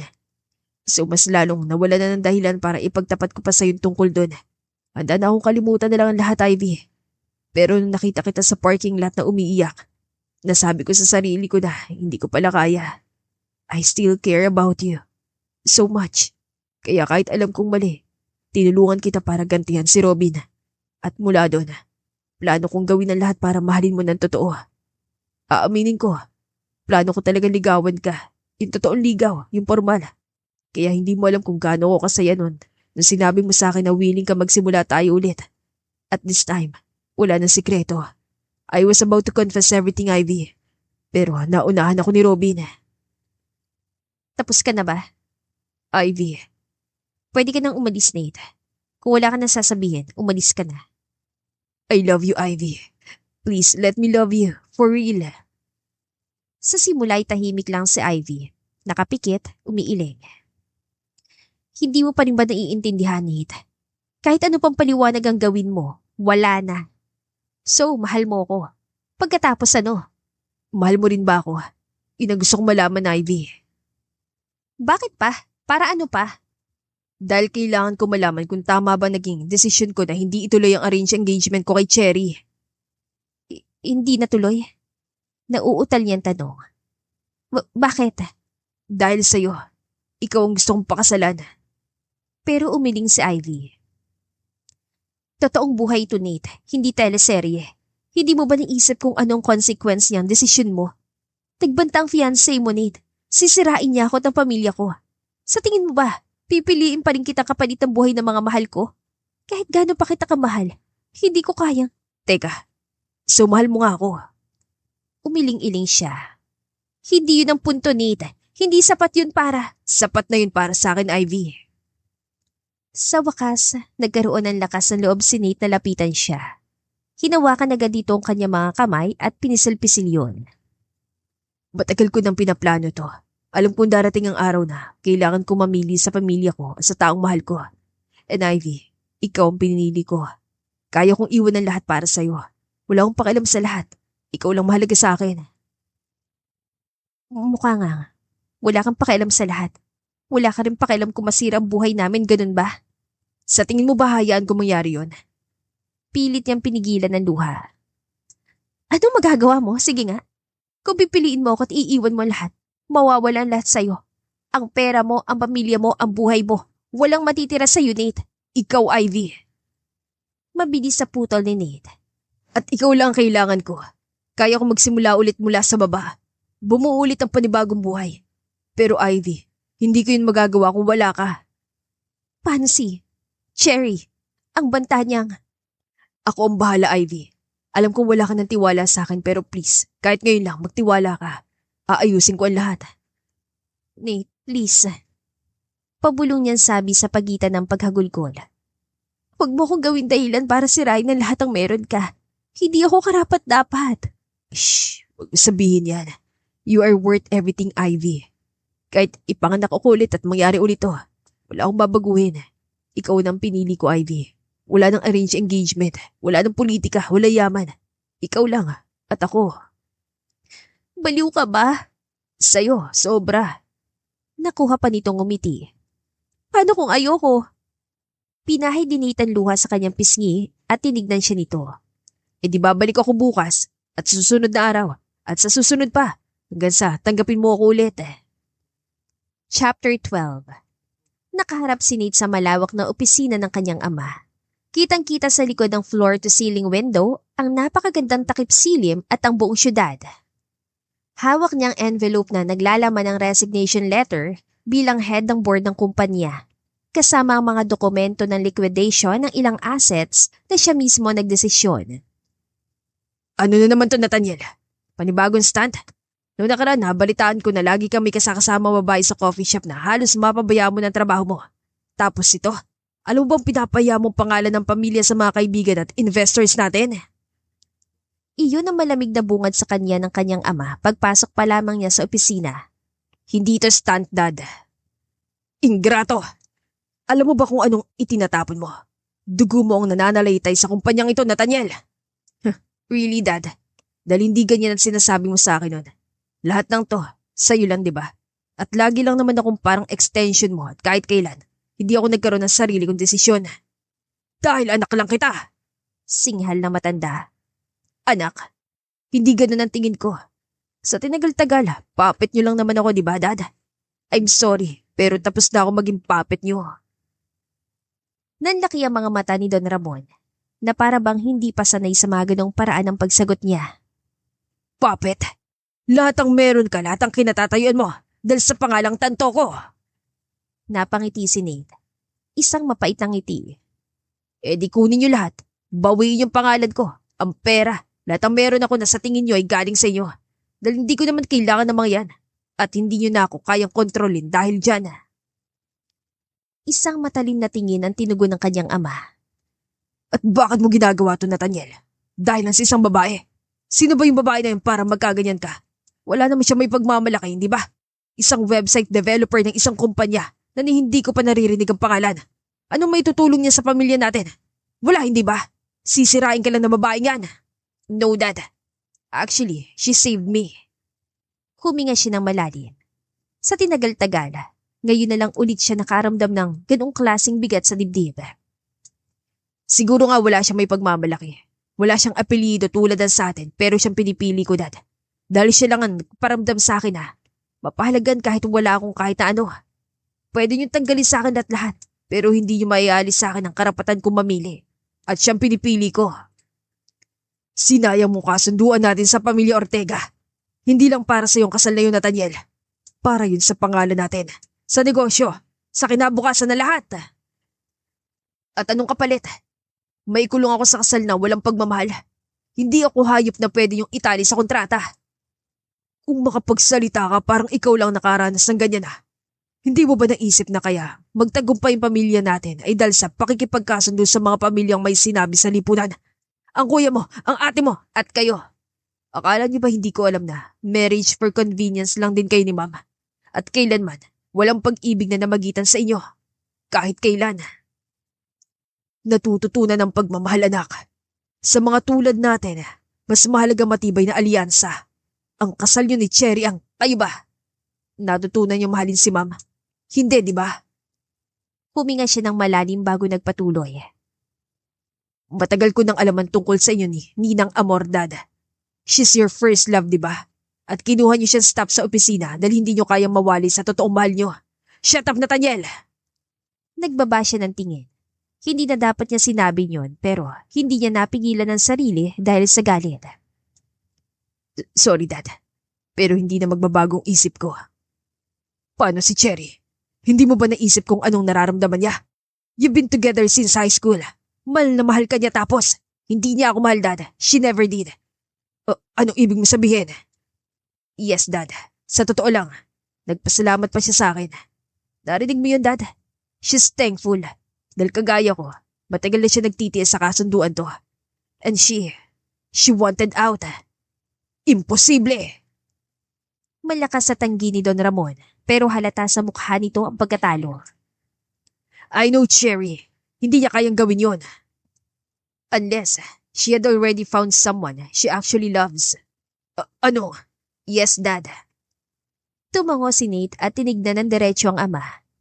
Matagal na rin pala siyang may ibang dinadate. Since nadestino siya sa New York para pamunuan ng business nila doon 3 years ago. Alam ko wala ako sa posisyon para magsabi sa inyo nito, pero sa tingin ko, kailangan niyo marinig para maintindihan niyo. Hindi lahat pwedeng gawing business deal. At hindi lahat kaya niyong ikadena sa pangalan at pera. Doon natahimik si Don Ramon. Nag-iwas ito ng tingin at sa kauna-unahang pagkakataon, tila unti-unti nitong natatanggap ang katotohanan. Cherry actually found her courage because of what I did. Dahil tinapos kong pagiging puppet ko sa pamilya natin, nagawa din niyang tapusin ang obligasyon niya sa sarili niyang pamilya. For the first time, pareho kami naging malaya. Kahit anong sabihin mo, hindi pa rin mababago na sinira mo maraming taong kasunduan. Sinira mo lahat. Tumindig ng tuwid si Nate. Hindi, Dad. Dahil for once, hindi ko sinira ang sarili ko. Chapter 13. Ilang buwan na rin ang nakaraan mula nang huli niya nakita si Nate. Wala na silang anumang komunikasyon at wala na siyang balita tungkol dito. Kaya naman hindi niya inaasahan nang minsang makita niya itong nakatayo sa harap ng kanilang gate, nakangiti. Nate! Nangako ko, di ba? Sabi ko, hintayin kita maging ready ulit. Tumaas ang kilay niya. At sino nagsabi sa'yo na ready na ako? Wala, nagbabaka sakali lang, tulad ng dati. Kung hindi pa tamang oras, susubukan ko sa mga susunod na araw. Gusto lang talaga kita makita, Ivy. Namiss kita sobra. Naramdaman ni Ivy ang pag-init ang pisngi. Naghalokip-kip siya para itago ang totoong nararamdaman. Teka, paano ang kasal mo? Wala nang kasal. Hindi ba sabi ko sa'yo, aayusin ko ang lahat? Pero, wala ka nang dapat ikatakot, Ivy. Cherry's fine. Mas masaya na siya ngayon sa iba. May iba siya? Tumango si Nate at ngumiti. Matagal na at thankful siya sa pag-atras ko sa kasal dahil nagkalakas din siya ng loob na kumawala sa kagustuhan ng pamilya niya. At okay na lahat. tanggap na ng lahat ng nangyari. Ano na mangyayari? I mean, anong sabi ng pamilya mo? Wala naman sila magagawa. Siyempre, nagalit si Dad. Muntik na akong itakwil. Maraming nawala sa akin sa totoo lang. Pero at least, I still own Tantoco Towers and a few properties. Siguro just enough para makapagsimula ng bagong buhay. Just enough? Parang that's more than enough. Nagkibit balikat ito. As long as ikaw ang kapalitan na wala sa akin, sapat na sa akin. Nate, parang ayoko yatang ako maging dahilan ng gulo sa pamilya mo. Mahirap yung buong buhay na galit ang dad mo sa'yo. Well, actually, sabi niya, matatanggap lang daw niya ulit ako kung mabibigyan ko siya agad ng apo. Nanlaki ang mga mata ni Ivy. Apo? Nate, nababaliw ka na nga talaga. Ideya ni Dad yun, hindi sa akin. Natatawa nitong tugon. At sa tingin ko, magandang idea naman, di ba? Hoy, Mr. Nathaniel Tantoco, hindi porke Ivy, I kept my word. Inayos kong dapat ayusin para makabalik ako. I guess it's your turn to keep yours. Nate. So, tayo na ulit? Nakangiti nitong tanong sabay lapit. Hinawakan nitong kanyang mga kamay at hinalikan ng mga yon. Please say yes, Ivy. Dahil wala akong plan B. Aba, parang sigurado kang papayag ako ha? Hindi naman sa sigurado, pero sabi kasi ni Lolo. Ano sabi ni Lolo? Gulat niyan tanong. Teka, nagkakausap pa ba kayo ni Lolo? Siya naman ang laging tumatawag sa akin. Ina-update niya ako tungkol sa'yo. Madalas ka raw umiyak sa gabi. Napakanga siya. Hindi totoo yan. Ano, nagsisinungaling si Lolo Benj? Nagpapadala din siya ng pictures mo sa akin araw-araw. Para raw hindi kita masyadong mamiss. Hala si Lolo. Kaya pala lagi nagre-request sa picturean ako. Malakas sa tawang itinugon ni Nate na sinabayan pa ni Ivy. Sa tagal ng panahon, ngayon na lang ulit siya nakatawa ng ganoon at alam niya sa sarili niya na hindi niya gugustuhin pang mawala ang kaisa-isang tao na nakapagpasaya sa kanya katulad ng ginagawa ni Nate sa kanya. Nakaupo si Ivy at Nate sa mahaba at eleganteng mesa sa isang malaking dining hall na parang hango sa isang eksena sa telenovela. Nasa dulo niyon si Don Ramon Tantoco, nakasuot ang formal suit, seryosong-seryosong nakatingin sa kanila. Ivy, I think I owe you an apology. Kahit si Nate ay nagulat sa tinura ng ama. Sir, hindi niyo po kailangan mag-apologize. Simula ni Ivy. Ako po ang dapat magpasalamat sa pag-imbita niyo sa amin dahil kahit paano, binigyan niyo po ako. Kami ng pagkakataon na mag-usap kayo. Tumango-tango ito. Ngayon, alam ko na kung bakit ikaw ang pinili ng anak ko. You stood your ground. You kept him human. At halatang pinapasaya mo siya ng sobra. Ngayon ko lang nakita si Nathaniel na laging excited magtrabaho sa araw-araw. Nagkatinginan si Nate at Ivy na at naghawak kamay sa ilalim ng mesa. Lumapit ang binata sa kanya. Sabi ko sa'yo, di ba? Kahit gaano kahirap, ipaglalaban kita. At tignan mo, you're worth it. Nathaniel anak, handa ako ibalik sa'yo lahat. Yung mga binenta mong ari-arian, mga sinoli mong assets, pati trust fund mo, everything. Pero may kondisyon. Parehong napataas ang kilay ang dalawa. Condition, Dad? Ano pong kondisyon? A proper wedding. Yung engrande, elegante. A wedding fit for the Tantoco name. Inuunahan ko na kayo. Ayoko ng simpleng kasal. Ayoko ng civil wedding. At lalong ayoko ng sikreto. Naiintindihan? Tumungo si Ivy. Namumula pero natawa lang si Nate. Dahil napag-uusapan na talaga nila tungkol doon na magkaroon ng maliit at pribadong kasal kung sakaling salungat pa rin ang ama ni Nate sa relasyon nila. At higit sa lahat, seryoso pa rin ang mukha nito pero may ningning sa mga mata.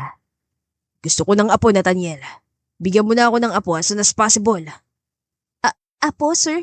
Ang aga naman po yata. Kaya nga dapat simulan yun ang paghandaan ng kasal. The Tantoco line must continue at si Nathaniel na lang ang pag-asa ko na mag-apo na siya magtutuloy ng legacy ng mga Tantoco. Sa wakas ay nakuha na nitong ngumiti. Palagay ko naman sa paraan ng pagtitig sa'yo ni Nathaniel hindi na matagal ang ipaghihintay ko. Tumango si Nate. Hindi maitago ang ngiti. Sabi sa Yohan, The fastest way back into Dad's good graces is, ano po? Kinurot ni Ivy ang tagiliran ni Nate, dahilan para mapaaray ito. Napailing naman si Don Ramon pero halatang aliw na aliw sa nasasaksihan. Para sa future Mr. and Mrs. Nathaniel Joseph Tantoco at para sa magiging apo ko. Sabay-sabay na nagtaas ng baso sina Nate, Ivy at Don Ramon. Nakangiti ang lahat. Kahit pa nga hanggang langit ang kaba na nararamdaman ni Ivy. Sa wakas, wala nang hadlang sa pag-iibigan nila. Pero alam niya na simula pa lang yun ang buhay kasama si Nate. Siya nga pala, Iha. I'd like to meet your parents. And your lolo, of course. Sabi ni Nathaniel, chess player daw ang lolo mo. Opo, dati po siyang sumasali sa mga tournament. Just like Grandpa Dad. Nakangiting saad ni Nate. Sigurado po akong magkakasundo rin kay ni Lolo Benj. Tumango-tango ang matanda. Sana makapag-set agad tayo ng schedule para sa pagkikita namin para na rin mapag-usapan ng future nyo. Mabilis na naging tibok ng puso ni Ivy. Pero nasa Singapore pong parents ko, sir. May clinic po kasi sila doon. Oh, doctors? Opo. Bakit sa Singapore? Bago pa po kasi ako ipanganak, doon na sila nakabase. Hanggang sa doon na po sila nakapagpatayo ng clinic. Actually, nag-iipon na lang po talaga sila para magkaroon sila ng kahit na maliit na clinic dito sa Pilipinas para magkasama-sama na po kami. Kapag ba nagkaroon sila ng sariling clinic, babalik na sila dito for good? Yes po, yun po talaga ang plano. Tumango-tango si Don Ramon at bumaling kay Nate. That's great, Nathaniel anak. Tawagan mong Uncle Luis mo, set a meeting. Sa tingin ko may space pa sa bagong mall natin sa Taguig. Nakita ko na yung lugar, Business Central. Malapit sa mga condominium complex. Perfect location para sa clinic yon. Ivy, okay lang ba sa parents mo na sa Taguig ang magiging clinic nila? Po? Tinignan ni Ivy si Nate. Ngumiti ito at tumango. Kailangan na magsimula ang construction ng clinic para may habol bago ang kasal nyo. Para makauwi na sila agad. I'm sure, gusto rin ng mga magulang mo na nandito sila para sa preparations. At lalong sigurado ako na matutuwa sila kung magiging involved sila sa pregnancy mo. Kaya sa mga naka, any grandparent would want that. Pero sir, Walang pero. madiing sabi ng matanda. Nathaniel, marami tayong pagpaplanuhan. You know me, I always plan ahead. Gusto ko, planchado lahat. From your engagement hanggang sa paglaki ng apo ko. Anyway, may data ba kayo para sa engagement party? Dad, hindi pa ako nagpo-propose. Pero syempre may plano na. Just that, hindi ko ina-expect na magiging ganito agad kaganda ang reaction mo tungkol sa amin ni Ivy, Dad. Kaya ang una kong plinano is how to get away with Ivy in case na itakwil niyo ako bilang tanto ko. Napakamot sa ulo si Nate. Namumulang tinapunan ng tingin si Ivy. Oh well, same here anak. Handa na talaga akong ipatapon ka sa ibang bansa para imalayo kay Ivy. But here we are. Thank you, Dad, sa pag-unawa, sa muling pagtanggap. No, son, thank you sa inyong dalawa. Sa pagmulat sa akin na hindi lang pera at kapangyarihan ang mahalaga sa buhay.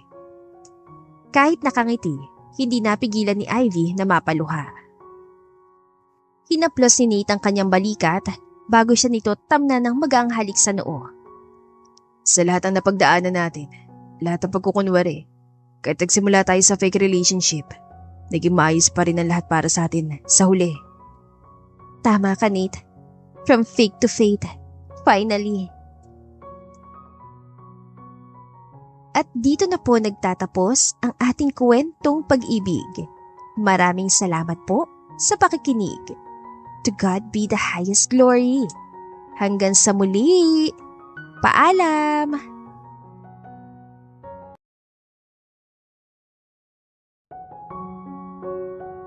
Chapter 1